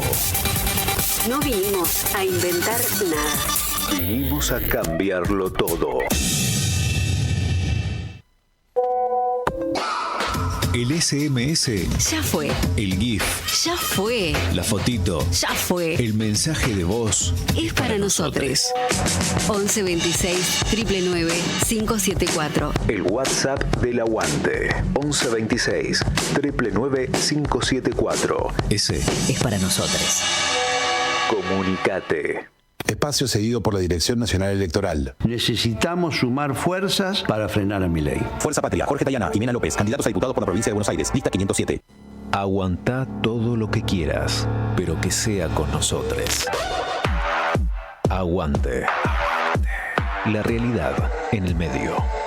Dale, suscríbete. Aguante. La verdad se dice. Las mentiras se cuentan. La realidad se vive. Radio con Aguante. Piezas de realidad. Plumas y letras, historias desde el aire. El canto de los tiempos. En Informe de Pájaros.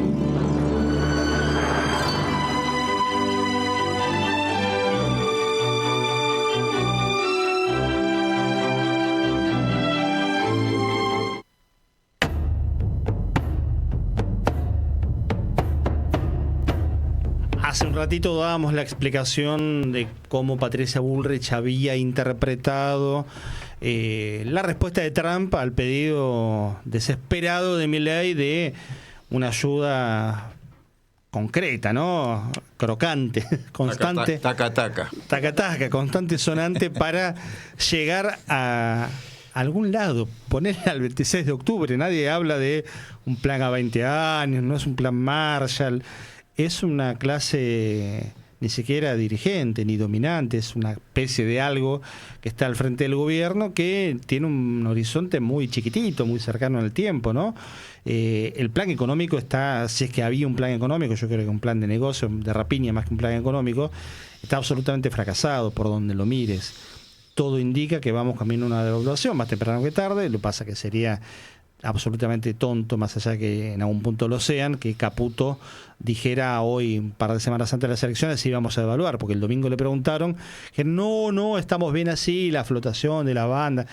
Verso total, no se resiste el menor análisis esa respuesta, porque queda claro que vamos camino a una devaluación y no hace falta explicar en esta mesa ni a nadie que nos esté escuchando, viendo. La devaluación más anunciada.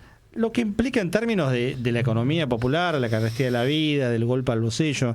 Luana ponía el ejemplo hace un rato, abrís la heladera, no te encontrás nada, y vas a los negocios y no venden. No venden. Hoy salió la inflación, además de todo, la inflación vuelve por algo se va a Carrefour o se transforma en banco. Claro, vuelve a acelerarse la inflación, 2,1, y el negocio está recontra claro, que es financiero, que es para 3 o 4, y que quedamos absolutamente afuera la mayoría de las personas que vivimos en este país de lo que para el capitalismo debiera ser el leitmotiv fundamental, que es tener un mercado, digamos. Se están pegando un tiro en el pie económico de una manera absolutamente absurda los dueños del país, porque no le vendemos al mundo, le vamos a vender cada vez menos y nos vamos a quedar sin mercado interno. Yo a veces lo llamo el síndrome del vino argentino. Lo pongo ahora en este contexto, creo que nunca lo dije, pero quiero ensayarlo con ustedes.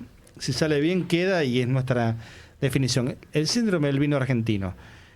Creemos que tenemos el mejor vino del mundo. Bueno, viste, cada tanto ganamos una medalla de oro, tenemos un porcentaje, un puntaje de 100 puntos sobre 100, con algún Malbec, qué sé yo, fantástico. Cuando vos miras la tabla de exportadores de vino, estamos octavos, estamos novenos, estamos lejos, pero muy lejos de los primeros. Y cuando ves el mercado interno del vino en la Argentina, está cayendo cada vez más. Vos decís, bueno, el vino no es un consumo importante, pero es un símbolo cultural, industrial, gastronómico. Una economía regional también. Economías regionales, en un momento había vinos en todas las provincias del país. Está dentro del código alimentario, está definido como un alimento el vino. Y para mí grafica mucho lo que es la economía argentina y lo que es la visión muy corta de los factores de poder en la Argentina. Que no tiene mercado interno porque ellos mismos lo destruyen apoyando a gobiernos como este, que te bajan el salario de todos los sectores. Creo que hay 2 o 3 sectores que se han salvado de Milei en esta parte, por ahora, de haber perdido contra la inflación. Bueno, esto que decís, Pablo, Carlos Marx lo definió en su momento. No sé si tomando vino. Algún vinito se debía tomar con Engels sí. ahí mientras escribían. Los alemanes tienen buen vino también, ¿eh? Y los ingleses toman buen vino también. Uh-huh. Entonces, hay una ley de ellos, que estudiando el capitalismo, que es la ley de centralización y concentración del capital. El capitalismo termina matando consumidores. Claro. Y concentrando la riqueza y el poder en pocas manos. Entonces, esto que está pasando no está al margen de esa consideración, no es Milei. O no solo es Milei, claro. Es el capitalismo. Hay una inercia acá también, ¿no? Hay una inercia que tiene que ver con, vos decías antes... Después hay cuestiones de velocidades, de ritmo, claro. De momentos, pero es el capitalismo. Estamos los que elegimos en las urnas y están los que deciden, ¿no? Esos también son los circunstanciales y los que deciden son los permanentes. Y los que deciden vienen fallando, porque la verdad es que si el modelo funcionara... Uno tendría que sacarse un sombrero y decir, che, la verdad que los tipos la están pegando, pero hace muchos años, y en esto hay que darle la razón a los de la derecha cuando dicen, el país no crece hace más de 10 años. Tienen razón, pero hay que entender que no funcionan los análisis de las piezas por separado. El país no crece, es cierto, pero también es un país que tiene el 70% de su PBI atado al mercado interno. Y si el mercado interno está deprimido, menos va a crecer. Menos todavía va a crecer. Esto es de manual, no hace falta ni siquiera ir a la ESEADE, que es la universidad trucha que le dio el doctorado a Milei, digamos, para entender de economía austríaca. Es simplemente observar, como decía vos, la propia realidad. Pero también es cierto que el único país que verdaderamente está creciendo en el mundo es China y no precisamente es capitalista. Porque el propio Estados Unidos, lo decíamos hace un rato, es una potencia mundial, pero la crisis del capitalismo le está serruchando el piso y por eso sale como depredador a querer comerse todos los países que pueda comerse como el nuestro, ¿no? Cuando decíamos que nos necesitan ellos más que nosotros, es porque efectivamente Estados Unidos está en crisis. Y esa crisis la quiere resolver alimentándose de la vida de muchos de millones de seres humanos y de naturaleza y de riquezas de otros países. Pero lo único que realmente viene avanzando con una planificación a largo plazo, resolviendo problemas de fondo de su pueblo desde hace décadas, es el gobierno chino, que lejos de ser capitalista es comunista. Y ojo, tampoco caigamos en la trampa en esta disyuntiva ahora que aparece. Por otra parte, ¿puedo contar el tercer chiste malo de la noche? Por favor. ¿Dónde están los peronistas en este país? Me voy a poner un poquito gorila. Yo quería ir también a ese Un poquito ejemplo. gorila me voy a poner, porque durante décadas escuchamos ni yanquis ni marxistas, peronistas. No, creo que gorila era Menem. Pero ¿dónde está el ni yanqui ni marxista peronista? Pues está claro que los yanquis no nos van a ayudar. Ahora, no los escuché hablar a favor de los chinos tampoco, ¿eh?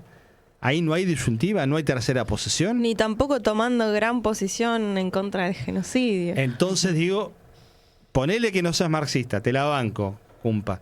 Ahora, una crítica a los yanquis, ¿dónde están ahora? No te hace chino criticar a los yanquis. Hasta Carlos Paine lo critica a los yanquis, imagínate. Bueno, pero yo quería agregar, a propósito de esto de China y el crecimiento, ellos también están apalancados en su crecimiento por un mercado interno cada vez más fortalecido. Claro. Y ojo en esta disyuntiva. Claro. Sí, sí. Ojo en esta disyuntiva de pensar, bueno, rompemos con los yanquis, vamos a darnos vuelta y le vendemos a China. No va. Nos van a comprar cada vez menos los chinos, porque son muchos y son chinos, pero no son tontos. Por más que Diana Mondino dijera son todos iguales. Son todos iguales, sí, ante la ley. Pero no son tontos. Ante la economía. Claro, ¿Sabes lo que hacen? Iguales. Producen ellos, sustituyen Hay igualdad.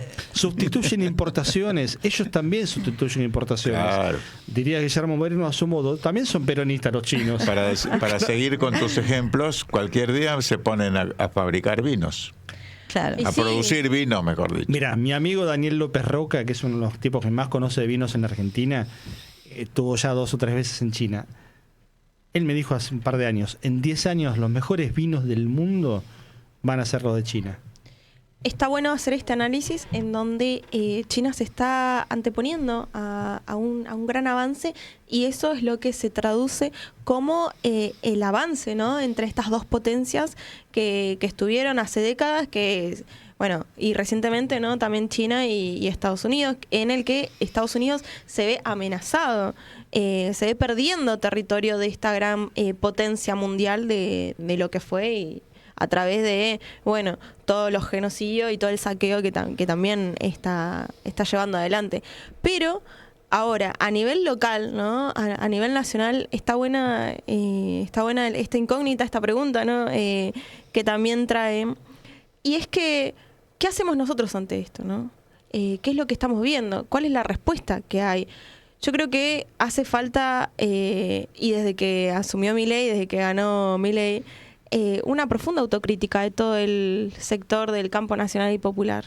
Una profunda autocrítica del por qué no se pudo anteponer una respuesta política ante la avanzada de la ultraderecha fascista que lo vemos hoy en día.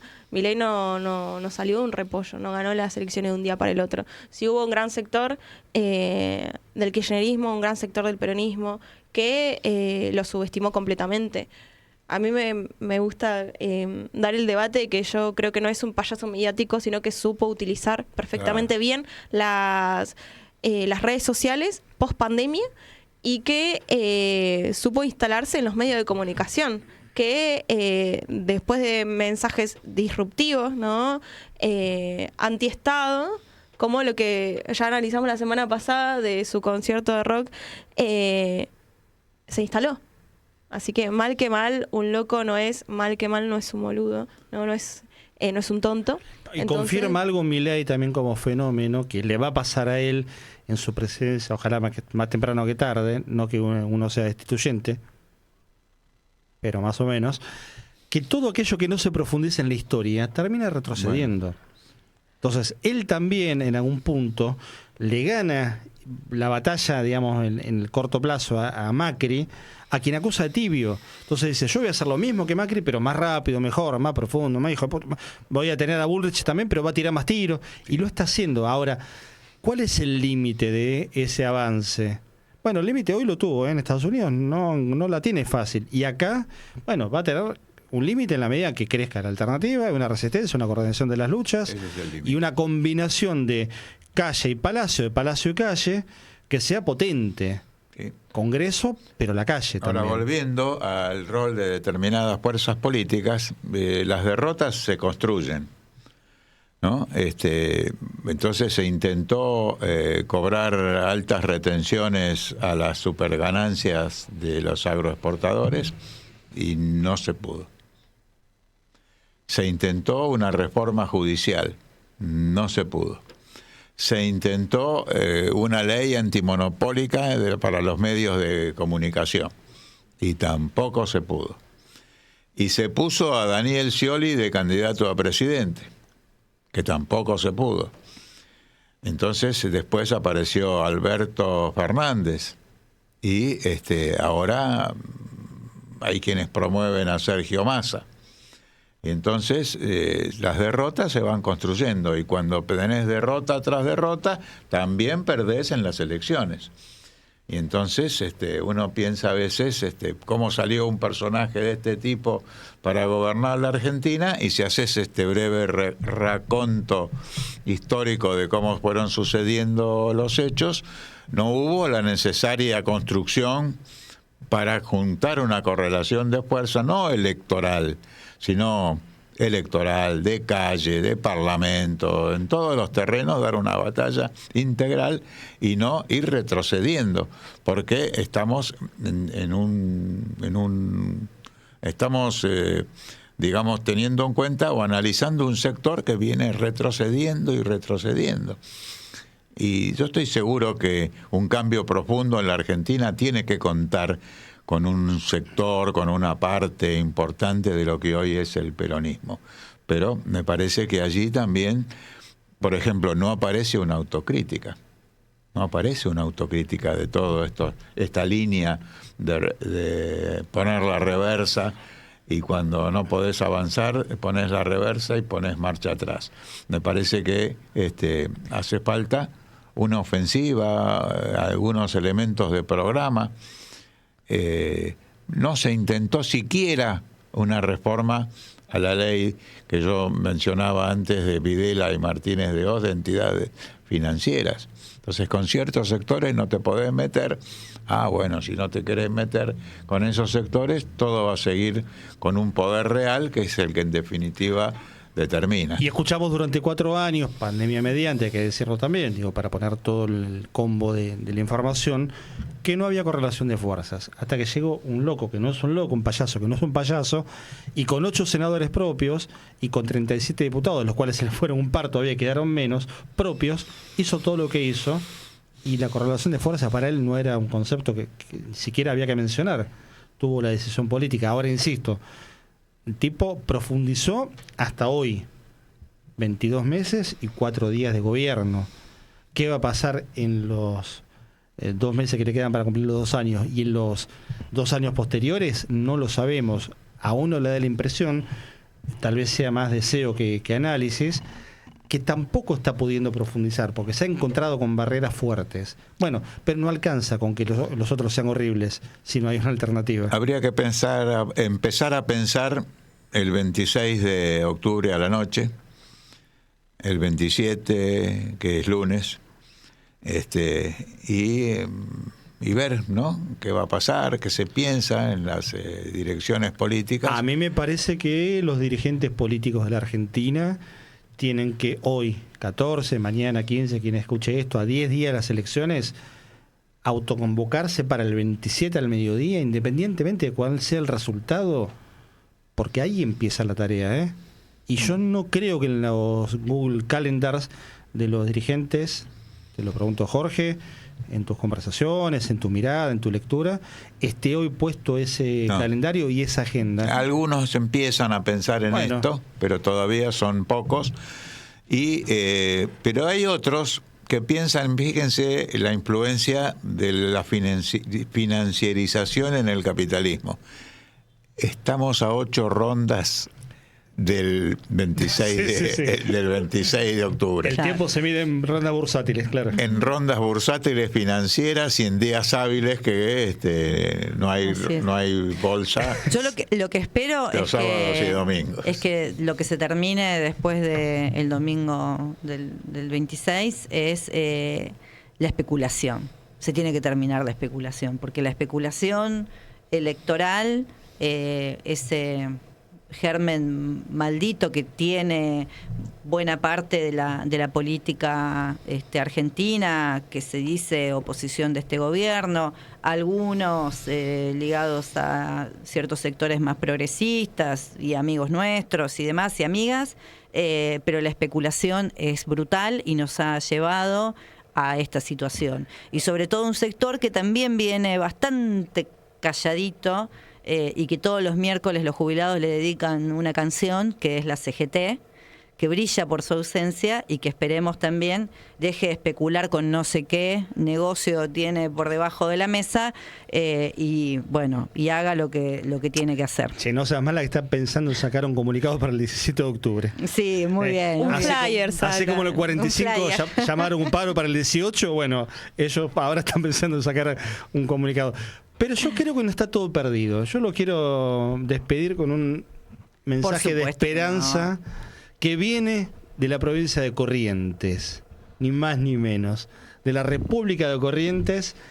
Si entramos en guerra nos van a ayudar. Sí, quiero presentarles, presten atención, probablemente la conozcan de otro ámbito, pero esta persona desde el 10 de diciembre va a estar sentada en la Cámara de Diputados de la Nación. Con ustedes, Virginia Gallardo. Chicos, yo soy la antipolítica, estoy muy feliz de la campaña que estamos haciendo. No de la realidad total, por supuesto, ya entraremos en eso, pero cuando yo leo todo, ahora vamos a hablar de todo, pero digo, en esta de la posibilidad de volver al interior, eso no significa que te hayas olvidado de tu provincia, ni mucho menos, pero gracias a Dios van a ser casi 20 años en Buenos Aires de mucho trabajo, cosa que agradezco, se agradece obviamente, y soy una de las pocas personas que los que hacemos comunicación, que gracias a Dios desde diferentes aspectos de la comunicación, espectáculo, deporte, actualidad, pero hace casi más de 15 años que hago programas diarios. Hay como 20 millones de pobres en la Argentina. Hay 35 y había 56. Entonces, esa es la política que yo hago. O sea, no me vengan a correr con la geografía. La verdad que no. En términos generales, yo voy a defender a todos. Lamentablemente, para el que no le guste, no me importa. Vengo de Buenos Aires, pero vengo de ver la realidad social del país. Y eso es lo que hace que me involucre en política, porque estoy harta de quedarme de este lugar opinando, criticando y no haciendo nada, que es lo que hacemos todos, en definitiva, hasta que dejamos y damos lugar a esa gente que viene con títulos, pero para aprovecharse de esa gente que no tiene educación, para después hacerles creer que el bolsón de comida es suficiente. Entonces, esto es un cambio cultural que tenemos que hacer de la macro a la micro, como el presidente nos enseña. Gracias por... Qué ensalada, ¿no? Porque, bueno, lo que dice en una parte es cierto, de que la situación de la pobreza en el país es brutal y que ahí no hay geografía que perdone, digamos.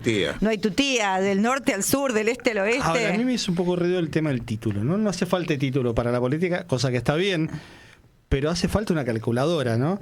Porque el periodista, desconozco el nombre, de Radio Sudamericana de Corrientes, le dice en un momento hay 20 millones de pobres. Ella dijo, no, hay 35, pero había 56. Y somos 47 millones de habitantes. ¿Alguna cuenta? Y el presidente dice todo el tiempo que bajaron 12 millones. 56 menos 12 da 44. O sea que no habría pobres en la Argentina directamente. Esa estadística en la calle no se percibe. No, y además entendiendo que la situación es crítica. Fuera de todo este chiste, ¿no? Fuera de los candidatos que hay, más o menos formados, en este caso no, nos damos cuenta que directamente, en este caso, un desastre. En Virginia este caso, Gallardo, un desastre. Y nos damos cuenta es el claramente, momento de vergüenza de la semana y me parece que nos quedamos cortos con el título. A mí me da... Ay. Bueno, estas son las clases de sus candidatos. He visto peores. Sí, hay peores, por supuesto que hay peores. Y es a propósito eligen personas como ella. Yo creo que hay una sociedad bastante adormecida. Para distraernos, ¿no? Es una buena explicación. Es parte de distraernos ante tanta crueldad, ¿no? Ante tanta desidia. Es parte de una planificación. Como vuelvo al mismo ejemplo del show, que eso para mí es un momento bisagra, un momento quiebre de este gobierno. Ahí te das cuenta claramente lo que este gobierno busca responder. Es eso lo que busca responder. Nadie se va a dar cuenta si somos más o menos 47 millones. Pero sí nos damos cuenta de la clase de candidatos que tienen. Y es algo que no nos alarma tampoco. Tenemos a un presidente que se la da de rockstar. Tenemos a candidatos, a diputadas que son cosplayers. Hace poco, estaba viendo que uno de los candidatos, de los principales candidatos a diputados, salía con una máscara de Batman. Entonces, es todo un conjunto social. Hay sectores que han pagado para ir en la lista. Claro. Sí. Hay todo un conjunto social que... Hay sectores que han vendido lugares en la lista. Hay sectores que han vendido lugares en la lista también, claro, exactamente. Bueno, nos vamos a despedir. Por ahí nos queda para la semana que viene la señora alemana, ¿no? La Karen Reichstag. Reichstag se pronuncia. Mi alemán no es muy bueno, mi antinazismo es claro, pero mi alemán por ahí no es tan bueno. Karina Vázquez, pero bueno, Karen Reichstag y su odio a los negros y demás, y su amor por los perritos como presidente. Volveremos la semana que viene. El pueblo siempre vuelve. Será el último programa antes de las elecciones. Así y ahí es. A quemar las naves, a lo Cortés, ¿no? La taba está en el aire y creo que más temprano que tarde va a caer del lado de la justicia. ¿Cuántas rondas faltan para el próximo programa? Para el próximo programa que nos quedan 5 rondas. 5 rondas. Así que inviertan bien sus ahorros. Por favor. Vean bien qué títulos de la deuda argentina ahorros son que los ya no tengo. Los dólares que tienen abajo del colchón. Ahora los que nos van a salir por las orejas. Por las orejas, sí. Guille Guerra, gracias, compañero. Buenas noches. Pablo Fernández. Gracias para vos también, Pablo Mercado es mi nombre, Solana López. Buena semana. Muchas gracias igualmente. Luana Haidt, buen martes, miércoles, jueves y todas las rondas bursátiles que haya por delante. Buenas rondas. Radio con aguante. Piezas de realidad.